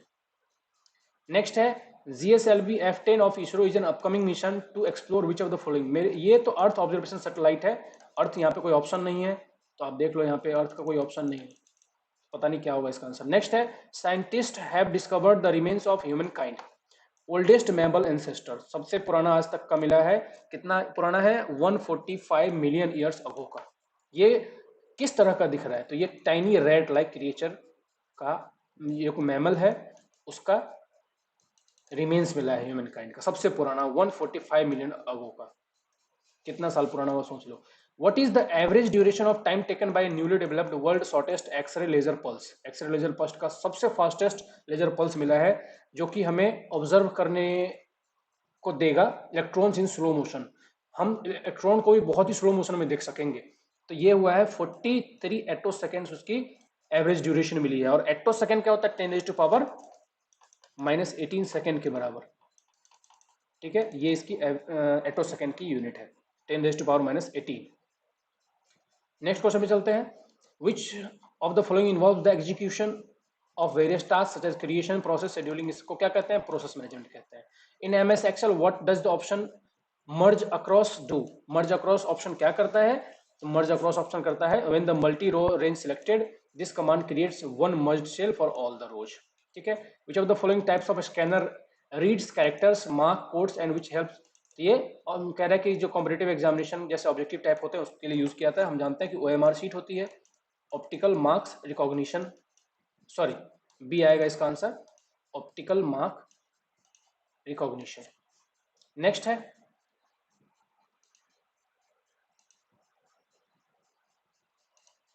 Next question, what does BCC stand for? तो ये ब्लाइंड कार्बन कॉपी होता है। एक होता है कार्बन कॉपी और एक होता है ब्लाइंड कार्बन कॉपी। जब आप किसी को भेज रहे हैं मेल तो आप ब्लाइंड कार्बन कॉपी, तो सामने वाले को पता नहीं चलेगा कि किस को और भेजा है, तो उसको उसके लिए हम बीसीसी करते हैं।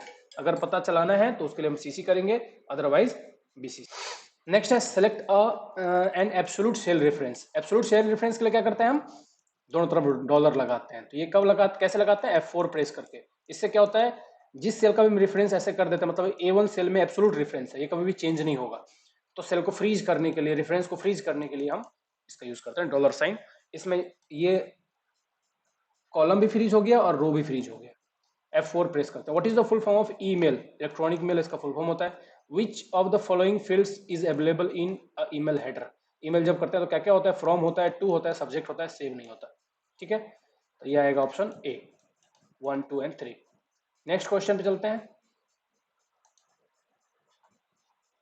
नेक्स्ट क्वेश्चन है, in an Excel every formula starts with. Excel formula कैसे हम लिखते हैं? इज इक्वल टू लिख के, तो equal sign. Hangout is a communication platform that combines video calling, voice calling and text based messaging into single service, is developed by. तो Hangout किसका function है? जीमेल में आता है, तो ये गूगल का फंक्शन है। Which of the following options extend network across public network, enables user to send receive data across the share public. तो ये किसका है? लैन का, LAN connection, local area network का फीचर है। Which of the following option is a service that users send a message in electronic mode on internet? इसको हम क्या कहते हैं? ईमेल कहते हैं। ठीक है, ईमेल। नेक्स्ट है, which of the following is not a true about RAM? कौन सा ट्रू नहीं है रैम के अबाउट? तो पहला ही नहीं है। रैम क्या होता है? रैंडम एक्सेस मेमोरी, कि ये वोलेटाइल होता है, जैसे ही पावर गई ये अपना स्टोरेज भूल जाता है। तो RAM stores the data permanently. जहां ये परमानेंटली आ गया ये वर्ड, तो यही इनकरेक्ट हो गया, बाकी सब सही है। Which drives is made of series of circular disc? तो ये क्या कौन बना होता है? Hard disk drive, HDD। ये किससे बना होता है? सीरीज ऑफ सर्कुलर डिस्क से, जिसको हम पैलेटर कहते हैं। In MS Word 2016 by default the height of drop cap letter का डिफॉल्ट हाइट क्या होता है? तो इसकी होती है 3 लाइन इंटू पैराग्राफ। उसको हम 10 लाइन तक बढ़ा सकते हैं, बट डिफॉल्ट जो होती है वो 3 लाइन पैराग्राफ इसकी हाइट होती है। ड्रॉप कैसा होता है? जब ऐसे लिखा हुआ है और इसके मान लो एक बहुत बड़ा वर्ड कर दिया और इसके नीचे यहाँ पे हम ऐसे ऐसे लाइनिंग लिखते हैं, तो इसकी डिफॉल्ट हाइट होती है वो 3 लाइन के बराबर होती है, और इसको मैक्सिमम हम 10 लाइन तक कर सकते हैं। नेक्स्ट है, which social media site primarily provides a way to connect the professionals around the world and is especially designed for exchange of knowledge, ideas and employment opportunity? तो कौन है? LinkedIn। ठीक है, LinkedIn। An email address which of the following symbol is used to separate username? हम सभी को पता है @gmail.com, @yahoo.com, @hotmail.com। In MS Word to set the gutter margin, which of the following positions are available in the gutter position box? Gutter position में आपको पता है left और टॉप होता है, सिर्फ लेफ्ट और टॉप कर सकते हैं हम गटर पोजीशन को। नेक्स्ट है, इन MX Excel which of the following cell format should be used for exponential data? तो एक्सपोनेंशियल डेटा हम क्या करते हैं? साइंटिफिक डेटा टाइप हम सेट करते हैं। Which of the following means attaching a message to a method at runtime? At runtime आ गया तो डायनामिक बाइंडिंग, और at the compilation होता तो static binding. Next question, a process request resource. If the resource are not available at the time, the process enters a waiting slate. और कह रहा है कि कभी कभी क्या होता है कि ये कभी वापस नहीं आता है, इस प्रोसेस को क्या कहते हैं, इसको कहते हैं deadlock. This process is called deadlock. Excel sheets, word processor, web browsers, किसके एग्जांपल्स हैं? तो ये सब एप्लीकेशन सॉफ्टवेयर है. Which storage medium is fastest and expensive? तो ये कैच मेमोरी, ये कहाँ पे होता है? प्रोसेसर पे ही माउंटेड होता है. आप सभी ने देखा होगा i3, i5, i7 में 3 MB, 6 MB, 9 MB cache memory होती है. ये बहुत ही फास्टेस्ट होती है क्योंकि ये प्रोसेसर पे ही माउंटेड होती है. जो डेटा हम बहुत फ्रिक्वेंटली यूज करते हैं, प्रोसेसर बहुत फ्रिक्वेंटली यूज करता है, उसको कैच मेमोरी में सेव करके रखता है ताकि वो बहुत ही स्पीडली एक्सेस कर सके और बहुत ही स्पीडी प्रोसेस दे. इसको बोलते हैं कैच मेमोरी. ये बहुत ही एक्सपेंसिव होता है. सेकेंड नंबर पे आता है SSD. थर्ड नंबर पे आता है, सॉरी, सेकेंड नंबर पे आता है रैम. फिर आता है SSD, फिर आता है SSD, फिर आता है HDD. Next question, which among the following is a software program that enables internet users to access, navigate and search? तो ये ब्राउजर का काम है.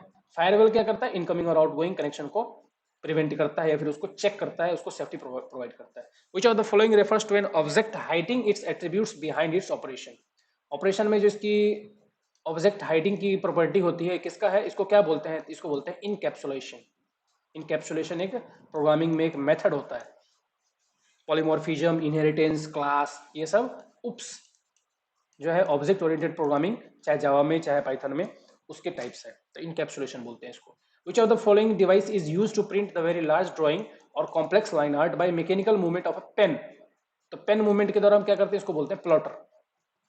Which of the following types of memory must be continuously refreshed? तो continuously refreshed किसकी property है? Dynamic RAM की. Dynamic RAM की एक प्रॉपर्टी है, या फिर इसको डिमेरिट बोल लो. इसको कंटिन्यूसली रिफ्रेश करना पड़ता है to maintain the data. Continuously refresh करना पड़ता है. Which of the following is a binary equivalent of decimal number? Binary में कैसे कन्वर्ट करते हैं? 2⁻n. इस तरह से हम रिप्रेजेंट करते जाते हैं. ठीक है, तो इसकी अगर हम 147 कन्वर्ट करेंगे तो ये पहला आएगा आपका आंसर. नेक्स्ट है binary system is based on, मैंने अभी डिस्कस किया 2⁻, तो बेस इसकी क्या होती है? 2. विच of the following is not a impact printer? Impact printer क्या नहीं है, मतलब ये नॉन इम्पैक्ट प्रिंटर है. नॉन इम्पैक्ट प्रिंटर में कौन सा आता है? इंकजेट. मतलब विदाउट इम्पैक्ट, तो ये रिबन को इम्पैक्ट नहीं करता, उसको क्या बोलते हैं? Inkjet printer. और ये सब क्या है? ये तीनों क्या है? ये सब है इम्पैक्ट प्रिंटर, और ये है non impact printer. Inkjet printer, laser printer, ये सब आता है नॉन इम्पैक्ट में.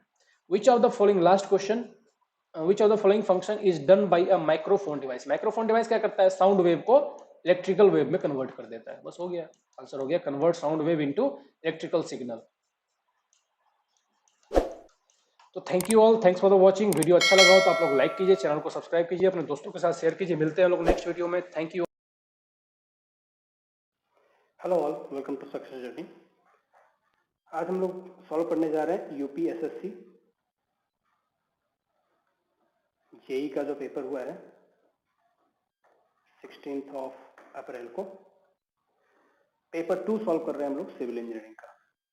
ठीक है, सिविल इंजीनियरिंग का. तो चलिए देखते हैं कि क्वेश्चन को और क्या प्रोबेबल सॉल्यूशन होनी चाहिए वो भी देखेंगे हम लोग.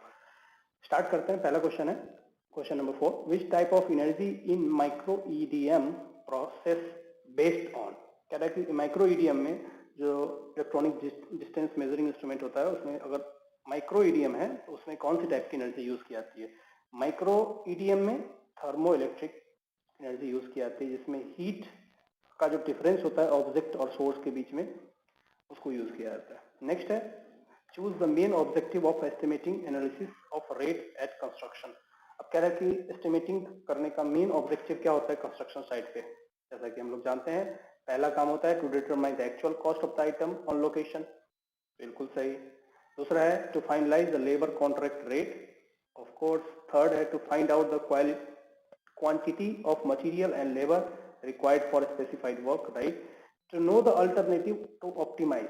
अल्टरनेटिव जानने के लिए हम इसका यूज नहीं कर सकते, बिकॉज एस्टिमेटिंग मीन्स कितनी क्वांटिटी किस चीज की है, कितने लेबर्स लगेंगे, एक्सकवेशन में कितनी क्वांटिटी लगेगी, एक्चुअल कॉस्ट कितना लगेगा, जो करंट रेट है उससे हम मल्टीप्लाई करके टोटल कॉस्ट फाइंड करते हैं, और फाइनल करने के लिए कि लेबर का रेट ये रहने वाला है, ये सब चीज हम इससे फाइंड करते हैं. तो ऑप्टिमाइजेशन अल्टरनेटिव सोर्स क्या हो सकता है, इसका ये प्रोसेस नहीं, इसका ये पर्पस नहीं होता है। तो आंसर क्या होगा 1 2 3। Next is choose appropriate mixed design grade as per. तो यहाँ पे कह रहा है कि अगर हम 4 5 6 का ग्रेड देखें, टेबल नंबर 2, तो कह रहा है कि as per IS 456 table number 2 में ऑर्डिनरी कंक्रीट में कौन कौन से ग्रेड हैं, 10 15 एंड 20।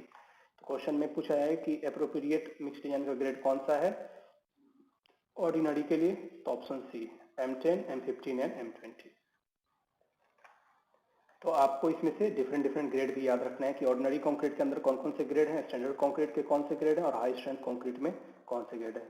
जो अमेंडमेंट 2013 में हुआ था, अमेंडमेंट 4, उसमें M60 को शिफ्ट कर दिया गया था हाई स्ट्रेंथ कंक्रीट से स्टैंडर्ड कंक्रीट में, और ये M80 से M100 तक इंक्रीज कर दिया गया था। क्योंकि इससे क्वेश्चन कई बार पूछते हैं कि M60 को किसमें शिफ्ट किया गया है, तो हाई स्ट्रेंथ कंक्रीट से स्टैंडर्ड कंक्रीट में शिफ्ट किया गया है। और कभी कभी पूछते हैं कि कितने नंबर हैं, तो ऑर्डिनरी कंक्रीट में 3 ग्रेड्स हैं, सिमिलरली स्टैंडर्ड कंक्रीट में कितने ग्रेड्स हैं ये पूछते हैं, सिमिलरली हाई स्ट्रेंथ कंक्रीट में कितने ग्रेड हैं ये पूछते हैं। तो जनरली 8 ग्रेड होते हैं। ठीक है, चलिए नेक्स्ट क्वेश्चन पे चलते हैं। नेक्स्ट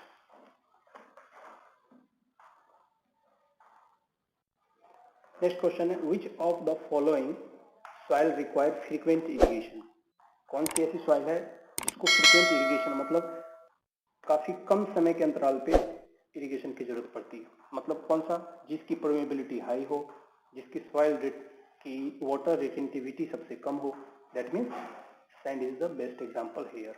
अगर ग्रेवल होता तो वो भी ऑप्शन हो सकता था, बट यहाँ पे ग्रेवल नहीं है। Loamy, silt and clay, these all are fine soil.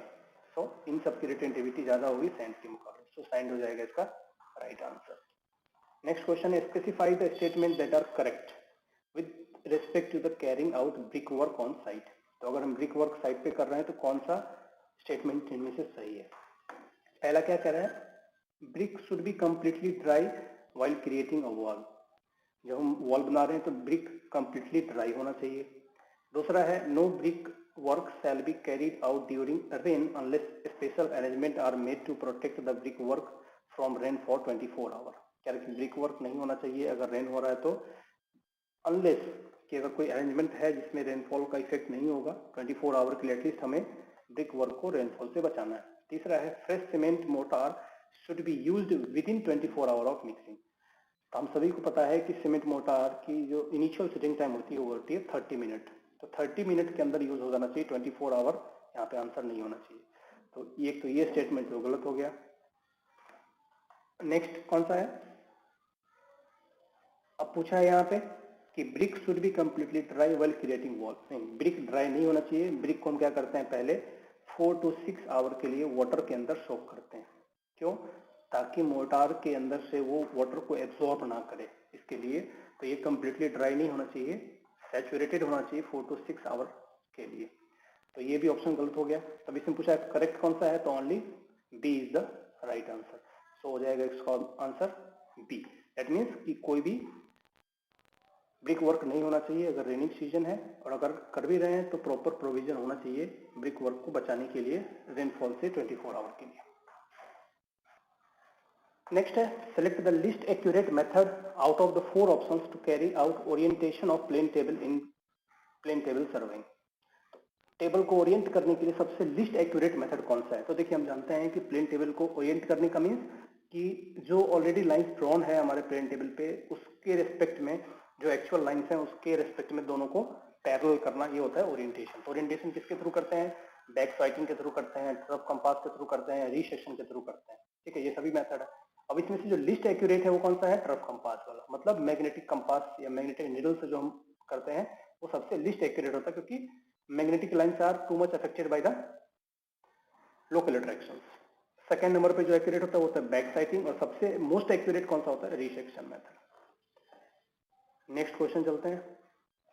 What is the name of the building material which is used for construction that hardens, sets and adhere to other material to bind them together? तो ये 3 काम किसका है, जो hard भी होता है, set भी होता है और एडर करता है, डिफरेंट मटेरियल को एक साथ जोड़ता है, वो काम किसका है, सीमेंट का है। ठीक है, next question. Which type of pollution is primarily responsible for causing headache and high blood pressure problem? तो हेडेक, सर में दर्द और हाई ब्लड प्रेशर का प्रॉब्लम कौन सी पोल्यूशन की वजह से होता है? लैंड पोल्यूशन की वजह से। लैंड पोल्यूशन किसकी वजह से होता है? रेडियो एक्टिव मटेरियल्स हो, कोई ऑयल लीकेज हो, इसकी वजह से लैंड पोल्यूशन होता है। वाटर पोल्यूशन किसकी वजह से होता है? बैक्टीरिया कंटामिनेशन या फिर वाटर में सीवेज का कोई डायरेक्टली डिस्पोज कर दिया, उसकी वजह से वाटर पोल्यूशन होता है। तो सॉइल पोल्यूशन, तो land pollution, soil pollution generally synonyms होते हैं। लास्ट वन है नॉइज पोल्यूशन। नॉइज पोल्यूशन किसकी वजह से होता है? फैक्ट्री की वजह से, कंस्ट्रक्शन की वजह से, व्हीकल की मूवमेंट की वजह से। तो नॉइज पोल्यूशन क्या कॉज करता है? Headache and high blood pressure, hypertension जिसे कहते हैं वो। तो नॉइज पोल्यूशन हो जाएगा इसका राइट आंसर। नेक्स्ट क्या है? आइडेंटिफाई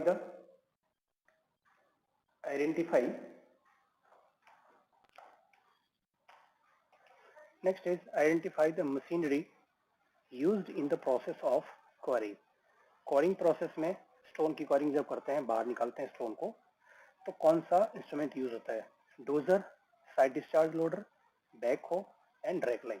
एक बार हम सभी इंस्ट्रूमेंट को फटाफट देख लेते हैं कौन से इंस्ट्रूमेंट का क्या वर्क होता है। देखिए ये है पावर शॉवल। पावर शॉवल में जो कुल्हाड़ी होता है ये उसी का इम्प्रूव्ड वर्जन है। तो ये बेसिकली डिगिंग के लिए यूज करते हैं। ये है ड्रैग लाइन। तो drag line basically under water के लिए यूज करते हैं। तीसरा है हो, ये क्या है? बुलडोजर या फिर डोजर जिसे हम बोलते हैं, बुलडोजर। और ये क्या है? काम सेल। काम सेल, ठीक है। अलग अलग इंस्ट्रूमेंट हमने देखा। अब ये कौन सा है इसमें से? यह है बैकहो। क्या है? बैकहो। इंस्ट्रूमेंट यहाँ पे आइडेंटिफाई करना था। नेक्स्ट क्वेश्चन है find out the specific weight of 2 litre of a liquid weighing 8 Newton. कह रहे स्पेसिफिक वेट क्या होता है? इसको हम यूनिट वेट भी कहते हैं। और यूनिट वेट क्या होता है? वेट, सॉरी वेट नहीं, फोर्स। बेसिकली वेट भी फोर्स ही है, फोर्स अपॉन वॉल्यूम, ठीक है। और इसकी यूनिट होती है न्यूटन पर मीटर क्यूब या फिर किलो न्यूटन पर मीटर क्यूब में, ठीक है। तो फोर्स, तो अब हमें क्या करना है? ये तो फोर्स हमें गिवन है और वॉल्यूम हमें ये गिवन है 2 लीटर। तो इसको डिवाइड कर देना है। तो क्या हो जाएगा? ये इसको अगर हम वॉल्यूम से डिवाइड करते हैं तो वॉल्यूम देखिए 8 न्यूटन है। जब हम इसको डिवाइड करेंगे 8 को 2000 से, ठीक है, 2000, और यहाँ पे 8 न्यूटन है तो 8 न्यूटन, और 2 लीटर, तो 1 लीटर में कितना होता है? 1000। तो यहाँ पे 2002 और तो ये हो जाएगा 4000 न्यूटन पर मीटर क्यूब, क्योंकि 1000 लीटर पर मीटर क्यूब होता है, ठीक। तो ये हो जाएगा 4000, तो हाफ हो जाएगा इसका। नेक्स्ट चलते हैं। Which of the following requirements is undesirable for a good trap. Trap क्या होता है? फाउल गैस को अवॉइड करने के लिए सीवर लाइन में, जनरली होम में या फिर मेन सीवर लाइन वहाँ पे। तो कह रहा है कि कौन सा रिक्वायरमेंट अनडिजायरेबल है, जो कि हमें नहीं चाहिए? सिंपल इंफ्रास्ट्रक्चर होना चाहिए, एडिक्वेट वाटर सील होना चाहिए। एडिक्वेट वाटर सील में भी कितना होना चाहिए? 50 mm तक तो एटलीस्ट होनी चाहिए, मतलब मोर देन 50 mm तो होना ही चाहिए। नेक्स्ट है internal and external surface are rough. Rough नहीं होना चाहिए, कैसा होना चाहिए? स्मूथ होना चाहिए, ताकि वाटर स्मूथली फ्लो हो सके। Capable of being easily cleaned, ये होना ही चाहिए। तो सी इज द अनडिजायरेबल थिंग। हमें रफ नहीं, हमें स्मूथ चाहिए, ठीक है। तो सी हो जाएगा इसका राइट आंसर। नेक्स्ट क्या है? The average shear stress for a rectangular section. Rectangular section है, एवरेज शियर स्ट्रेस की वैल्यू कितनी है? 20 मेगापास्कल। मैक्सिमम शियर स्ट्रेस पूछ रहा है, तो क्या होता है? Tau max is equal to 3/2 into tau average. तो टाउ मैक्स पूछा है, 3/2 मतलब 1.5 times of the tau average. तो यहाँ पे एवरेज दिया हुआ है 20, तो इसका 1.5 टाइम्स कितना हो जाएगा? 30 megapascal. Option A. Next, which term is used for a beam that has more than 2 span and more than 3 supports? More than 3 supports and इसको हम क्या बोलेंगे? Continuous beam. कैंटिलीवर किसको बोलते हैं? एक तरफ से फिक्स है, दूसरी तरफ से फ्री है। सिंपली सपोर्टेड किसको बोलते हैं? एक तरफ से हिंज है, दूसरी तरफ से रोलर है। नेक्स्ट क्वेश्चन पे चलते हैं। Which of the following method of designing a RCC structure is based on linear or classical elastic theory?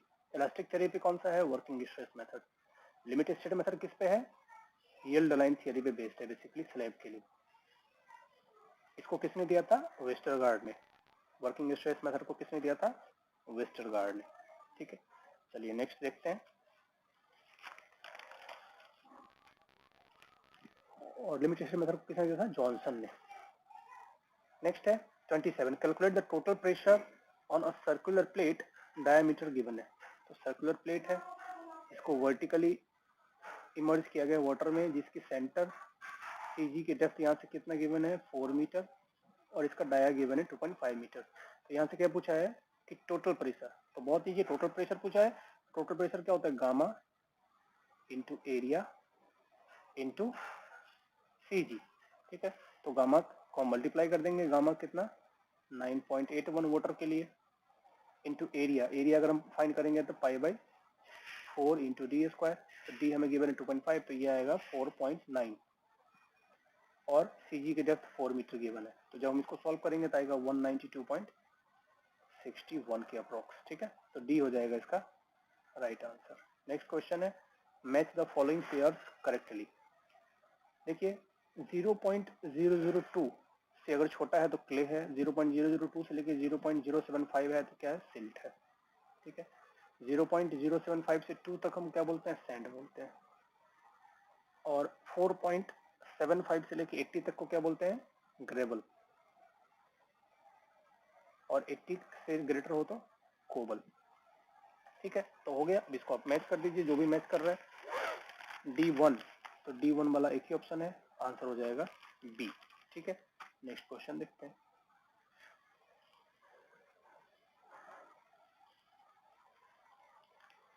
Next है which of the following option gives the correct relation of effective stress, total stress and pore water pressure. देखिए total stress किसके बराबर होता है? Effective stress plus pore water pressure. Total stress means कि total stress means कि जो total load है structure पे वो। इफेक्टिव स्ट्रेस मीन्स कि उस लोड का कितना प्रोपोर्शन सॉइल कैरी कर रहा है। और वाटर प्रेशर मीन्स उस लोड का कितना प्रोपोर्शन वाटर कैरी कर रहा है। अब यहाँ से क्या पूछा है कि इफेक्टिव स्ट्रेस क्या हो जाएगा? Effective stress is equal to total stress minus और वाटर प्रेशर, तो ऑप्शन हो जाएगा डी यहाँ पे करेक्ट। नेक्स्ट है when the life of a building is over, the demolished material like steel, brick and etc. will retrieve a certain value. What is the value is called? देखिए यहाँ पे दो concept काम में आता है। अगर करें डिमोलिश्ड कंडीशन में, अगर मान लो बिल्डिंग का लाइफ ओवर हो गया, उसको हमने तोड़ दिया, ब्रेक कर दिया, अब उसके जो इंडिविजुअल पार्ट्स हैं उसका जो कॉस्ट आएगा उसको हम क्या कहते हैं? Scrap value. उसको हम कहते हैं स्क्रैप वैल्यू। और विदाउट बीइंग डिसमेंटल्ड, अगर मतलब डिसमेंटल किए हुए बिना जो उसकी कुछ न कुछ कॉस्ट होगी उसको हम क्या कहते हैं? Salvage value. इन दोनों में कंफ्यूजन होता है। Salvage value means without being dismantled, और विद डिसमेंटल्ड मतलब डिमोलिश करने के बाद जो कॉस्ट बनता है उसको बोलते हैं स्क्रैप वैल्यू। नेक्स्ट है consider the following statement. Crack cause due to shrinkage in masonry wall can be minimized by excess use of rich cement. Crack जो होता है मेसनरी वॉल में, क्या उसको कम कर सकते हैं? एक्सेस यूज नहीं, एक्सेस की जगह लेस यूज। अगर हम कम यूज करेंगे रिच सीमेंट का तब हो सकेगा, तो ये ऑप्शन गलत हो गया। Crack in masonry can also be reduced by delaying plaster work until masonry has dried after proper curing has undergone most of the initial shrinkage. ये बिल्कुल करेक्ट है। अगर हमें क्रैक कम से कम चाहिए तो पहले हम मेसनरी को कम्प्लीटली श्रिंक होने देंगे, उसके बाद हम प्लास्टरिंग वर्क करेंगे, ताकि जो भी श्रिंकेज होना था वो हो गया, तो अब आपको क्रैक कम से कम दिखेगा। ये भी ऑप्शन सही था, लेकिन यहाँ पे एक्सेस की जगह लेस कर देते तो सही हो जाता। तो यहाँ पे आएगा only B is true. Next question देखते हैं। Which part is placed exactly opposite to object vein in prismatic compass? Prismatic compass quadrantal bearing करता है, सॉरी होल सर्कल बेयरिंग करता है, 0 to 360 डिग्री तक मेजर करता है। दूसरा क्वेश्चन क्या पूछता है इससे प्रिज्मेटिक कंपास के, इसका जीरो एंड कहाँ पे होता है? तो जीरो एंड होता है साउथ पे। अब आते हैं एक बार डायग्राम देखते हैं। ये है प्रिज्मेटिक कंपास। इसमें क्या पूछा है कि ऑब्जेक्ट वेन 13 नंबर है, ऑब्जेक्ट वेन, इसके सामने क्या होता है? ये प्रिज्म है। 9 नंबर क्या है? प्रिज्म। 9 नंबर क्या है? प्रिज्म।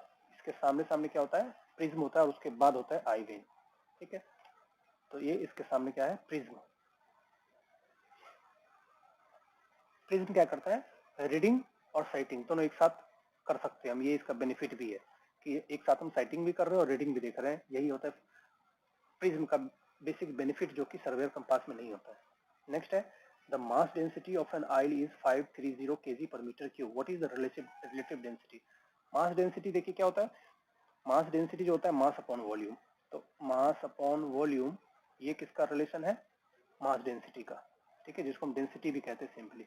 और रिलेटिव डेंसिटी क्या होता है? रिलेटिव डेंसिटी होता है कि उस मटेरियल की डेंसिटी, उस मटेरियल, किसी मटेरियल की डेंसिटी डिवाइड बाय वाटर की डेंसिटी के बीच में क्या कोरिलेशन है। ठीक है, तो यहाँ पे रिलेटिव डेंसिटी पूछा, तो यहाँ पे रो एम की वैल्यू गिवन है आपको और आर डी पूछा है, तो यहाँ पे रो एम की वैल्यू डाल दीजिए 530 और रो डब्ल्यू डेंसिटी ऑफ वाटर में पता है 1000 kg per meter क्यूब होता है। 1000 से इसको डिवाइड कर देंगे तो आंसर आ जाएगा A. Next question, consider the following options, identify the statement depicting the correct relationship. Correct relationship कौन सा है? एसआई सिस्टम में सरफेस टेंशन का यूनिट क्या होता है? न्यूटन पर मीटर, एकदम सही है।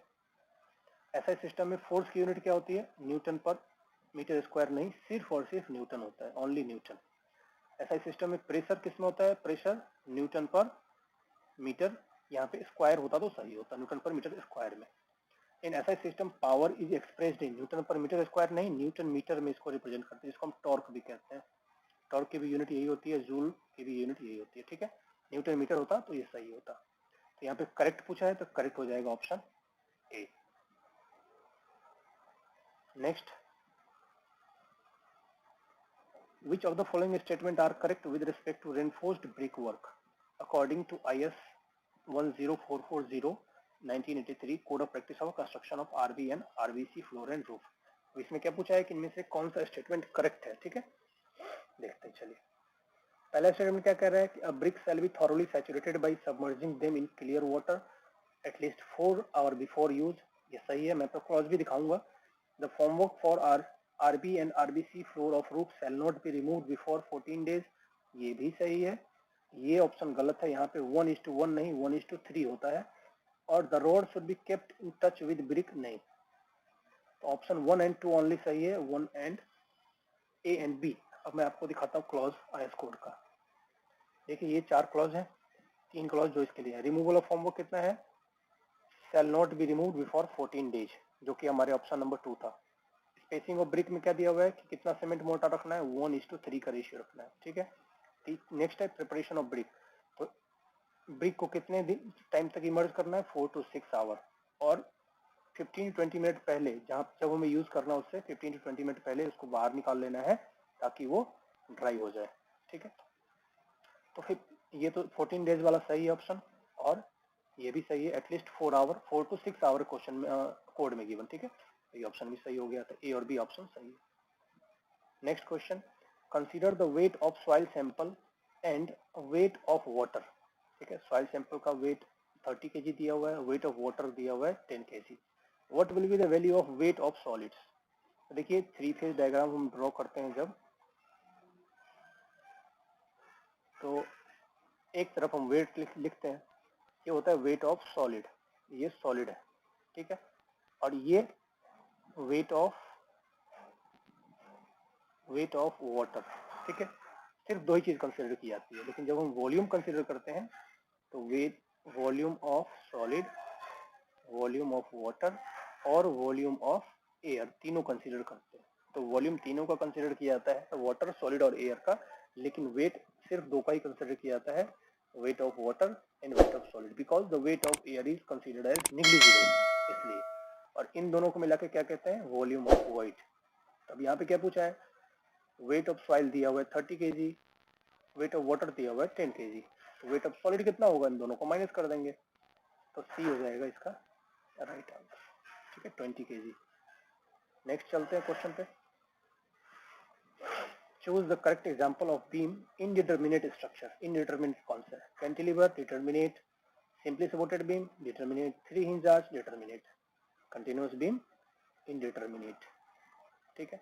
कंटिन्यूस बीम भी इनडिटर्मिनेट होता है, प्रॉप्ड कैंटिलीवर होता तो वो भी होता इनडिटर्मिनेट बीम, फिक्स बीम होता तो वो भी होता इनडिटर्मिनेट बीम, 2 इंच आर्च होता 3 इंच की जगह तो भी इनडिटर्मिनेट बीम होता। नेक्स्ट क्वेश्चन देखते हैं, consider a wall with length and height, length 10 feet का है, हाइट भी 10 फीट है, थिकनेस दिया हुआ है 200 mm, calculate the volume of wall. मेरे हिसाब से ये क्वेश्चन थोड़ा सा गलत है, वॉल्यूम ऑफ वॉल की जगह इसमें वॉल्यूम ऑफ, अगर ब्रिक होता तो थोड़ा सही होता। यूजिंग द, क्योंकि इसमें जो डेटा दिया हुआ है अगर इसके आधार पर हम वॉल्यूम ऑफ वॉल फाइंड करें तो क्या होगा, फीट में फाइंड करना है तो 10/10 तो ये फीट हो गया, और 200 mm में है, इसको कन्वर्ट करेंगे हम लोग फीट में तो क्या आ जाएगा 0.0032, तो ये आंसर आएगा अप्रोक्सीमेट 64 के आसपास। तो इसका नियरेस्ट ऑप्शन क्या है 66, तो हम इसको टिक करते हैं, बट ये इनकरेक्ट आंसर है, याद रखना, हो सकता है क्वेश्चन कैंसिल हो जाए। नेक्स्ट है सेलेक्ट द करेक्ट ऐसा unit of dynamic viscosity. Dynamic viscosity पूछा है तो न्यूटन सेकेंड पर मीटर स्क्वायर। काइनेमेटिक का क्या होता है, अगर काइनेमेटिक पूछा होता तो मीटर स्क्वायर पर सेकेंड, ठीक है। काइनेमेटिक मतलब न्यू का हो गया मीटर स्क्वायर पर सेकेंड, और म्यू का हो गया ये। और यहीं पे अगर एसआई की जगह सीजीएस में पूछा होता है या एमकेएस में पूछा होता तो डायनामिक क्या होता है पॉइज, और काइनेमेटिक होता है स्टोक्स। नेक्स्ट क्वेश्चन चलता है, match the following units with their respective conversion. ये तो बहुत इजी है, आप किसी का भी जानते हो तो काम हो जाएगा आपका। 1 मीटर में 3.28 फीट होता है, ये हम सभी जानते हैं। 1 माइल में 1.6093 किलोमीटर होते हैं। 1 इंच में 25.4 मिलीमीटर होते हैं या फिर 2.54 सेंटीमीटर होते हैं। 1 यार्ड में 0.91 मीटर्स होता है, और 1 एकड़ में 0.40 हेक्टेयर होता है। तो कौन सा ऑप्शन होगा, आप देख सकते हैं यहाँ पे फर्स्ट का हो जाएगा सी, फर्स्ट का सी, दो ऑप्शन में है, सेकंड का ए, मतलब फर्स्ट का सी सेकंड का A, option number A. Next question देखते हैं, select the correct formula for calculating volume of earth work by mid section formula. Mid section formula क्या कहता है कि दोनों ऑर्डिनेट, जो एंड ऑर्डिनेट है उसके बीच में हम एवरेज एक फाइंड कर लेंगे, एवरेज हाइट, और उसको यूज करके हम एरिया फाइंड कर लेंगे। तो वॉल्यूम पूछा है यहाँ पे तो क्या हो जाएगा area of mid section and distance between the two section. मान लो ये दो एंड है और यहाँ पे सेंटर में हमने इसका हाइट फाइंड किया है, तो इसको यूज करके, एवरेज को यूज करके हम पूरा का एरिया फाइंड करेंगे, और इन दोनों के बीच में जो लेंथ है उससे हम मल्टीप्लाई कर देंगे तो हमें वॉल्यूम मिल जाएगा, ठीक है। Next question, identify the image representing combined footing. ये क्या है, आइसोलेटेड फुटिंग, कौन सा स्लोप्ड फुटिंग है। ये क्या है, आइसोलेटेड फुटिंग या फिर पैड फुटिंग बोल सकते हैं, आइसोलेटेड ही है, स्लोप्ड फुटिंग में आएगा, या फिर पैड फुटिंग। ये चूंकि पिक्चर में मुझे क्लियर नहीं दिख रहा, ये भी आइसोलेटेड ही है। ये है कंबाइंड फुटिंग, जिसमें दो या जनरली हम दो कॉलम का फुटिंग एक में कंबाइंड कर देते हैं, जब ओवरलैप हो या एक कॉलम पे ज्यादा फोर्स हो, एक कॉलम पे कम फोर्स हो, इसेंट्रिसिटी आ रही हो, उस केस में हम कंबाइंड करते हैं। तो this is combined. In which of the following method the ingredient of concrete are estimated and mixed with both weight and volume according to the mixed design। कह रहा है कि कौन से में वेट बैचिंग और वॉल्यूम बैचिंग दोनों करते हैं, इसको क्या कहते हैं वेचिंग। बैचिंग में क्या होता है, इंग्रेडिएंट को प्रोपोर्शन करके और एक साथ लेना कि कितना सीमेंट, कितना एग्रीगेट, कितना कोर्स एग्रीगेट, कितना वाटर। तो वेट मिक्सिंग होता है और एक होता है वॉल्यूम मिक्सिंग। वेट में हम वजन करके लेते हैं और वॉल्यूम में वॉल्यूम मेजर करके किसी एक फ्रेम से लेते हैं, तो ये सब होता है बैचिंग का वर्क। नेक्स्ट है, you have to estimate the plinth area of an apartment, which of the following should you not include in the calculation. ये बहुत इंपॉर्टेंट है, क्वेश्चन कई बार आता है कि प्लिंथ एरिया मेथड में कौन सी चीजों का एरिया हम कंसीडर नहीं करते हैं। तो कोर्टयार्ड एरिया कंसीडर नहीं करते हैं, और क्या कंसीडर नहीं करते हैं, पोर्च कंसीडर नहीं करते हैं, ठीक है, पोर्च कंसीडर नहीं करते हैं, और क्या कंसीडर नहीं करते हैं, ओपन एरिया, अगर कोई ओपन एरिया उसको भी कंसीडर नहीं करते हैं, बालकनी कंसीडर नहीं करते हैं, लोफ्ट कंसीडर नहीं करते हैं। तो ये सब क्वेश्चन में आपको याद रखना है कि प्लिंथ एरिया मेथड में हम किन किन का एरिया कंसीडर नहीं करते हैं, वॉल का एरिया कंसीडर करते हैं, ये सब चीज आपको याद रखना है। बरांडा कंसीडर किया जाता है, रूम का एरिया, वॉल थिकनेस कंसीडर किया जाता है। तो कोर्ट यार्ड एरिया पोर्च होता, बल्कनी होता, लोफ्ट होता, तो ये सब कंसीडर नहीं करते हैं। विच among the following is a falls on site reduction of air pollution? कौन सा फॉल्स है, on site reduction air pollution में नहीं करता है? तो यह है हाई सल्फर डीजल। अगर हाई सल्फर डीजल यूज कर रहे हैं तो वो पोल्यूशन को और बढ़ाएगा सल्फर डाइऑक्साइड को इमिट करके। रिन्यूएबल यूज करेंगे तो घटाएगा, हाइब्रिड टेक्नोलॉजी यूज करेंगे उससे भी घटेगा एयर पोल्यूशन, और वेस्ट मटेरियल को अगर हम बर्न नहीं करेंगे उससे भी एयर पोल्यूशन घटेगा।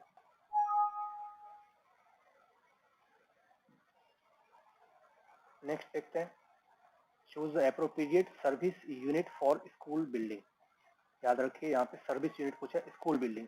स्कूल बिल्डिंग में होता है पर क्लासरूम होता है, इसमें कई सारी चीजों का पूछते रहते हैं बार बार। अगर आपको स्कूल रूम का पूछते हैं तो स्कूल के लिए होता है क्लासरूम, हॉस्पिटल के लिए होता है बेड, नंबर ऑफ बेड, ठीक है, हॉस्पिटल के होता है number of bed.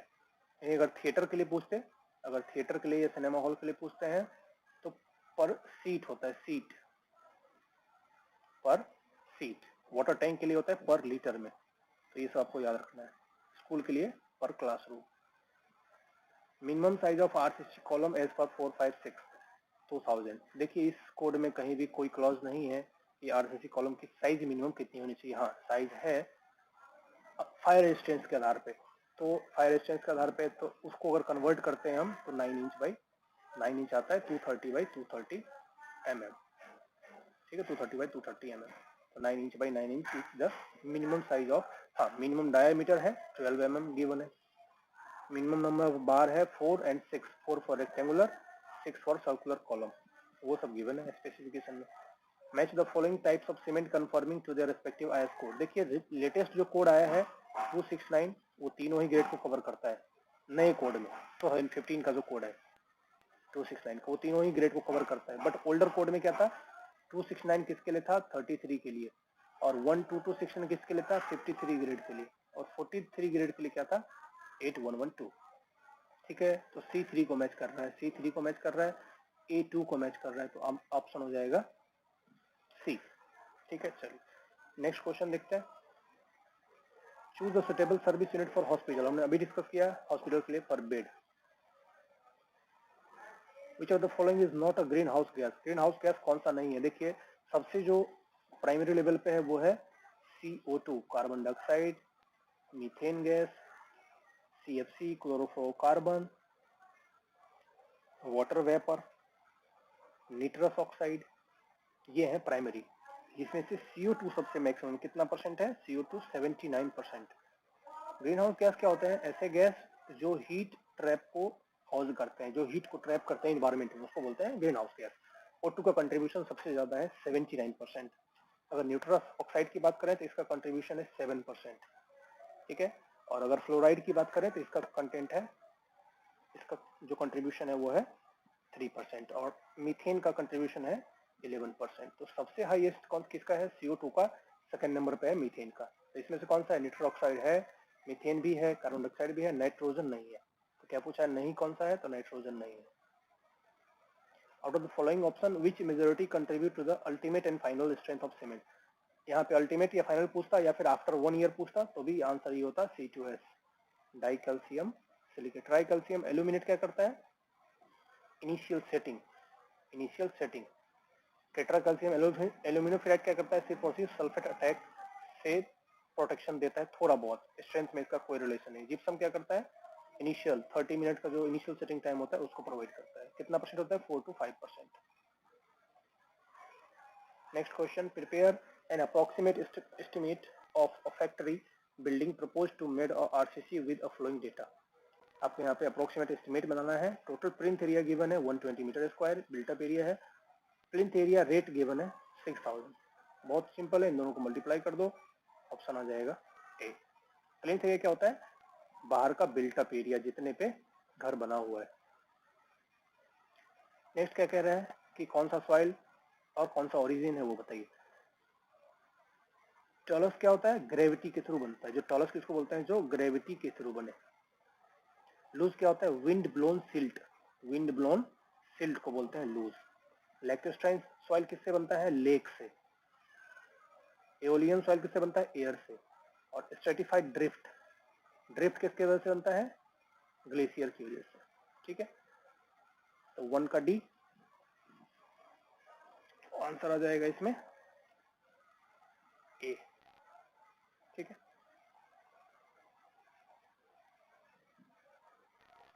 As per the specifications 1068 all the waste fitting in a basin shall be, कौन से मटेरियल से ग्लेजिंग करनी है? ये होता है निकल क्रोमियम की ग्लेजिंग की जाती है ग्रेड बी के लिए, निकल क्रोमियम की NiCr, इसकी ग्लेजिंग की जाती है ग्रेड बी के लिए। Which of them among the following is a reason for concrete scaling? concrete scaling क्या होता है? अगर कंक्रीट को फ्रीजिंग एंड थॉइंग ऑप्शन में डालते हैं और हम प्रॉपर एयर इंट्रेनमेंट कंक्रीट यूज नहीं करते हैं तो ऊपर से धीरे धीरे धीरे धीरे क्रैक फॉर्म होने लगता है और मटेरियल ब्रेक होने लगता है, उसको बोलते हैं स्केलिंग। तो इसका मेजर रीजन क्या है? Exposure to concrete to freezing and thawing cycle before concrete gains the required strength, जो रिक्वायर्ड स्ट्रेंथ है उसको गेन नहीं किया, उससे पहले हमने उसको डाल दिया, तो ये डिमेरिट आता है। Use of low water cement ratio नहीं, हाई वाटर सीमेंट रेशियो, अगर यहाँ पे हाई होता तो ये ऑप्शन सही हो जाता। क्यूरिंग फॉर लॉन्गर पीरियड नहीं, क्यूरिंग फॉर अगर लेस होता तो भी ये ऑप्शन सही हो जाता। लेट डाइंग नहीं, यहाँ पे अगर अर्ली ड्राइंग होता तो भी ऑप्शन ये सही हो जाता। तो ये सब ऑप्शन सही नहीं है, बट आपको याद रखना कि यार सही ऑप्शन करेक्ट हो सकते थे अगर इसमें ये होता, तो इसमें सिर्फ और सिर्फ ये ऑप्शन सही है। नेक्स्ट क्या है? You have to construct a new rail line, नया रेल लाइन बनाना है वैली पे, वही भी सरफेस है, इस तरह का सरफेस है। कह रहे कि कौन सा इसमें से बेस्ट ऑप्शन होगा जिसमें कि सबसे कम से कम कंस्ट्रक्शन कॉस्ट लगे? तो याद रखिए कटिंग का वर्क और फिलिंग का वर्क जब बराबर हो जाएगा तो सबसे कम कॉस्ट लगेगा। Quantity of cutting and quantity of filling, that means option C is the right answer. Next है which of the following detail are required for calculating number of bricks required for wall. Number of brick के लिए क्या क्या चाहिए हमें? Volume of wall चाहिए, volume of standard brick भी चाहिए और डिटेल्स ऑफ ओपनिंग चाहिए। लेबर की जरूरत नहीं है, आइटम की जरूरत नहीं है और प्लांट की जरूरत नहीं है, तो ये तीन चीज चाहिए। Total volume of wall divided by number of BRICS, पहले हम फाइंड कर लेंगे तो टोटल वॉल में कितने ब्रिक्स आएंगे वो, फिर हम ओपनिंग की जो डायमेंशन है उसमें से कितने ब्रिक आते उसको माइनस कर देंगे तो टोटल हमें नंबर ऑफ ब्रिक्स मिल जाएगा। तो 1 2 3 इज द रिक्वायर्ड वन, तो ये आ जाएगा ऑप्शन सी। नेक्स्ट क्वेश्चन पे चलते हैं। Choose the correct percentage of silica. Silica का परसेंटेज कितना होता है? 50 to 60%। किसमें? ब्रिक में। 15 to 17% होता है एल्यूमिना। तो ऑप्शन ए हो जाएगा इसका right answer. Identify the equipment that is used for marking and is made of hardened and tempered steel wire of good quality. तो मार्किंग के लिए कौन सा होता है? ये क्या है? वुडन पेग है। ये किसके लिए? सेंटरिंग के लिए। ये क्या है? रेंजिंग रॉड है, रेंजिंग रॉड, ये होता है मार्किंग के लिए। ये क्या है? एरोज, ये किसके लिए होता है? चेन पॉइंट के लिए, एक चेन खत्म होने के बाद हम यूज करते हैं। ये क्या है? प्लम बॉब, ये किसके लिए होता है? वर्टिकलिटी चेक करने के लिए। Next question, which of the following can be done to improve tensile strength of concrete? Tensile strength को इंप्रूव करने के लिए क्या? मेटल रोड भी ऐड कर सकते हैं, वायर भी ऐड कर सकते हैं और मेसिंग भी ऐड कर सकते हैं। तो all options are correct. Next है fill in the blank with correct option. Parallelism is a principle used in which states that all the rays drawn through various details should pass through a service station। किसका principle है? It is a very popular principle of plane table surveying. ठीक है, किसका है? Plane table surveying. Next question क्या कह रहा है? As per the assumption under the Simpson rule, Simpson rule जो एरिया और वॉल्यूम के लिए होता है, the boundaries between both ordinate creates a, कौन सा क्रिएट करता है? पैराबोलिक। तो अगर दो के बीच में बहुत डिफरेंस हो, स्ट्रेट लाइन से ज्वाइंट नहीं हो रहा हो, तो ये पैराबोला से अगर ज्वाइंट हो रहा हो इस तरह से, तब हम यूज करते हैं सिम्पसन रूल। सिम्पसन कौन सा? 1/3 रूल यूज करते हैं। ठीक है, और ट्रेपेजॉइडल में कौन सा होता है? स्ट्रेट लाइन से अगर ज्वाइंट हो रहा हो तो उसको हम ट्रेपेजॉइडल रूल यूज करते हैं। Next, identify the scenario in which Simpson rule is most accurate. याद रखना है आपको, अभी हमने डिस्कस किया कि when the straight form a parabolic arc, और ऑर्डिनेट के नंबर क्या हो? ऑर्डिनेट के नंबर इवन हो, और नंबर ऑफ ऑर्डिनेट्स जो हो वो हो इवन। ठीक है, next question, which of the following is not a advantage of steel reinforcement in RCC structure. RCC structure में कौन सा एडवांटेज नहीं है? High tensile strength and compressive strength steel की वजह से होता है, डक्टिलिटी भी बढ़ती है, loss of strength when expose to high temperature ये वैसे भी होता है, इसकी स्टील की वजह से ऐसा कुछ नहीं होता। अलाउ इजी फैब्रिकेशन नहीं, इसमें फैब्रिकेशन और मुश्किल हो जाता है, ठीक है। तो डी एक ऐसा एडवांटेज नहीं है स्टील की वजह से। Next question, which of the following tube well is inadequate for very fine sand strata because in its case screening openings are likely to be get chalked easily। तो देखिए कौन से टाइप का ट्यूबवेल होता है, जनरली हम देख लेते हैं पहले एक बार फिगर में फटाफट। देखिए तीन टाइप के जनरली ट्यूबवेल होते हैं, ये होता है स्ट्रेनर टाइप, ये होता है cavity type, strainer type, cavity type and slotted type. Slotted type, तो स्ट्रेनर टाइप जनरली हम घर में यूज करते हैं, 99% यही यूज होता है, इसमें स्ट्रेनर लगा होता है। तो ये कब क्लॉगिंग होता है, जब यहाँ पे फाइन सैंड आ जाए तो इसके जो पोर्स हैं वो फिल हो जाते हैं, चौक हो जाते हैं। इसी को ओवरकम करने के लिए ये कैविटी टाइप यूज किया जाता है, यहाँ पे कैविटी फॉर्म होती है तो यहाँ पे ये दिक्कत नहीं आती है। तीसरा होता है स्लॉटेड टाइप, तो ये किसका डिमेरिट है, ये है स्ट्रेनर टाइप ट्यूबवेल का। नेक्स्ट है which of the following process is used to extract और take out stone from the natural rock. इसको क्या बोलते हैं, कोरिंग बोलते हैं simply. Next question, you have to construct a highway having the width, formation width दिया हुआ है W,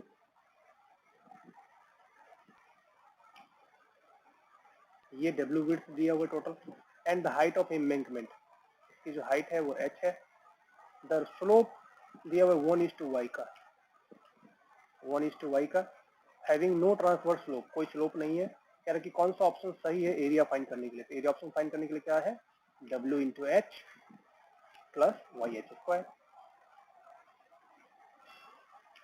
ब्रेकिंग टेस्ट है, स्पीड है 18 kmph और अप्लाई ब्रेक, स्किड मार्क कितना है 5 मीटर। कह रहे हैं मैग्नीट्यूड ऑफ स्किड फ्रिक्शन, बहुत इजी है, हम जानते हैं कि F इजिकल टू क्या होता है, you square by 2gf, you square by 2gf, ठीक है। यहाँ पे आपको इंसर्ट कर देना है F इजिकल टू, अब 2gf की जगह यहाँ पे L आ जाएगा स्किड मार्क। तो U कितना है यहाँ पे, U 18 kmph है, तो 18 को हमें डिवाइड कर देना है किससे, 3.6 से, फिर इसको स्क्वायर कर देना है मीटर पर सेकंड में चेंज करने के लिए, क्योंकि बाकी सब यूनिट मीटर में है। 2g की वैल्यू 9.81 और L की वैल्यू है 5 मीटर। जब इसको सॉल्व करोगे तो ये सिंपली आपको आंसर मिलेगा 0.25, ठीक है। तो ये आंसर मिलेगा आपको 0.25। fill in the blank with correct option using a desirable water cement ratio. Water cement ratio किसको कंट्रोल करता है, सिंपली स्ट्रेंथ ऑफ कंक्रीट को। वाटर सीमेंट रेशियो के इनवर्सली प्रोपोर्शनल होता है strength. Next question, identify the image depicting shuttering. Shuttering क्या होता है, ये क्या है, प्रॉप्स है, ये टॉप्स। शटरिंग क्या होता है, जो माउल्ड फॉर्म करता है कंक्रीटिंग के लिए, तो डी ऑप्शन क्या शो कर रहा है, माउल्डिंग, ये हो गया शटरिंग। नेक्स्ट है what is carry over factor for a beam hinged at both and. Carry over factor क्या है, दोनों एंड अगर हिंज हो, कैरी ओवर फैक्टर होता क्या है बेसिकली, कि अगर हम यहाँ पे कोई मोमेंट m अप्लाई करते हैं तो इस एंड पे कितना मोमेंट ट्रांसफर होगा, उसको बोलते हैं कैरी ओवर फैक्टर। फॉर्मूला क्या होता है इसका, मोमेंट कितना अप्लाई कर रहे हैं एक एंड पे वो, और दूसरे एंड पे जितना मोमेंट जा रहा है, इन दोनों का रेशियो क्या कहलाता है, कैरी ओवर फैक्टर। दोनों एंड अगर हिंज हो तो दोनों एंड हिंज में कितना होता है, देखो इस पे 0 जाएगा क्योंकि ये हिंज सपोर्ट तो मोमेंट ले नहीं सकता, तो 0/m, m अप्लाई किया था हमने, इस पे कितना ट्रांसफर हुआ 0, तो इसकी कैरी ओवर फैक्टर क्या हो जाएगी 0। अगर फार एंड अगर फिक्स होता, मान लो यहाँ पे फिक्स है और एक तरफ हिंज है जहाँ पे हमने लोड अप्लाई किया, अब यहाँ पे अप्लाई करना है, तो क्या होगा, अगर एक एंड हिंज है तो अगर फिक्स पे अप्लाई कर रहे हैं तो फिक्स अप्लाई करेंगे तो हाफ हो जाएगा, क्यों, क्योंकि आधा इधर ट्रांसफर होगा, डिवाइड बाई m करेंगे तो कितना हो जाएगा 1/2, मतलब अगर फार एंड फिक्स हो तो हाफ हो जाएगा। कैंटिलीवर बीम के केस में कितना होगा, -1। नेक्स्ट क्वेश्चन,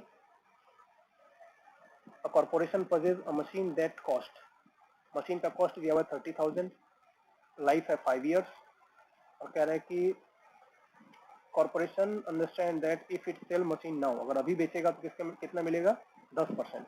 अभी हम डिस्कस करते हैं उसको क्या कहते हैं, सैल्वेज वैल्यू कहते हैं। तो 10% कितने होगा इसका, 30,000 का 10% कितना होगा 3000 और यही इसकी क्या है सैल्वेज वैल्यू है। ये पूछा है कि क्या है ये सैल्वेज वैल्यू किसको बोलेंगे, सैल्वेज वैल्यू उसी को बोलते हैं कि विदाउट बीइंग डिसमेंटल्ड। तो 3000 is the salvage value. Next क्या है consider the given relationship concerning the formula mid section. अभी हमने डिस्कस किया था पीछे भी। अर्थवर्क क्या होता है मिड सेगमेंट एरिया और period with in to primary, इसको बोलते हैं अर्थवर्क वॉल्यूम। बिल्कुल सही। Mean depth is used to determine the area of mid section, हमने ये भी डिस्कस किया था। ये दोनों ही ऑप्शन सही है। तो क्या पूछा इसमें करेक्ट कौन सा है, तो 1 and 2, तो B option is the right answer. Last question identify the mixer used in the mixing process. देखिए जनरली दो टाइप के मिक्सर होते हैं। एक बार हम लोग पहले मिक्सिंग देख लेते हैं, मिक्सर देख लेते हैं फटाफट कौन कौन से टाइप के मिक्सर होते हैं। देखिए ये जनरली टाइप ऑफ मिक्सर है। ये 3 टाइप के मिक्सर होते हैं। हम जानते हैं कि जो ऊपर आपको 3 दिख रहे हैं ये ड्रम टाइप है। ये कौन सा टाइप का है, ये ड्रम टाइप का है। ड्रम टाइप में ये कौन सा है टिल्टिंग। ये क्या होता है टिल्ट होता है, जब इसे मिक्स कर देते हैं फिर इसको हम जब डिस्चार्ज करना होता है तो इसको हम टिल्ट करके सिंपली ले सकते हैं। ये क्या है नॉन टिल्टिंग। नॉन टिल्टिंग ये हमेशा इसी एक्सिस पे रोटेट होगा हॉरिजॉन्टल एक्सिस पे, और जब हमें इसको बाहर निकालना है तो यहाँ पे एक हम सूट लगाएंगे जिसमें मटेरियल बाहर आएगा। ठीक है, यहाँ पे शूटिंग हम इंसर्ट करेंगे तो मटेरियल बाहर आएगा। और ये क्या है नॉन टिल्टिंग में ही रिवर्सिंग टाइप है। ये क्या है रिवर्सिंग टाइप, जिसे हम डीवल बोलते हैं, डीवल ड्रम टाइप। इसमें क्या होगा ये भी इसी का एडवांस वर्जन है। इसमें हमें सूट लगाने की जरूरत नहीं पड़ती है, सूट भी लगा के निकाल सकते हैं और इसको अगर हम उल्टी साइड में अगर घुमाएंगे रोटेट करेंगे तो बाहर आ जाएगा। तो दोनों ऑप्शन होते हैं इसमें। और ये क्या है पेन टाइप, ये पेन टाइप मिक्सर है। इसे हम पेन में इसमें कॉन्क्रीटिंग सारे इंग्रेडिएंट्स को डाल के घुमाते हैं तो ये मिक्स होता है। अब आते हैं हम लोग क्वेश्चन पे। तो कह रहे हैं कि कौन सा ऐसा मिक्सर है जिसमें ऑलवेज हॉरिजॉन्टल, रोटेट कैसा होता है horizontal, discharge takes place by inserting a chute, बिल्कुल सूट भी के थ्रू भी हम ले सकते हैं डिस्चार्ज, और बाय रिवर्सिंग डायरेक्शन, और डायरेक्शन को रिवर्स करके भी हम ले सकते हैं डिस्चार्ज। इसको हम क्या कहते हैं। देखिए टिल्टिंग में तो है नहीं है, टिल्टिंग में तो जरूरत ही नहीं पड़ती, हम सीधा टिल्ट कर देंगे अपने आप बाहर आ जाएगा। नॉन टिल्टिंग ड्रम मिक्सर में 2 टाइप होते हैं। पहला टाइप हमने डिस्कस किया था, ये होता है डीवल ड्रम मिक्सर। इसमें नॉन टिल्टिंग में क्या है कि हमें सूट से ही निकालना पड़ेगा, रिवर्सिंग की फेनोमेना नहीं होती है। ड्यूअल ड्रम जो होता है इसमें दोनों ही तरीके से हो सकता है, इसलिए ड्यूअल ड्रम इसका राइट आंसर है। तो ये था क्वेश्चन का answer. Thank you all, thanks for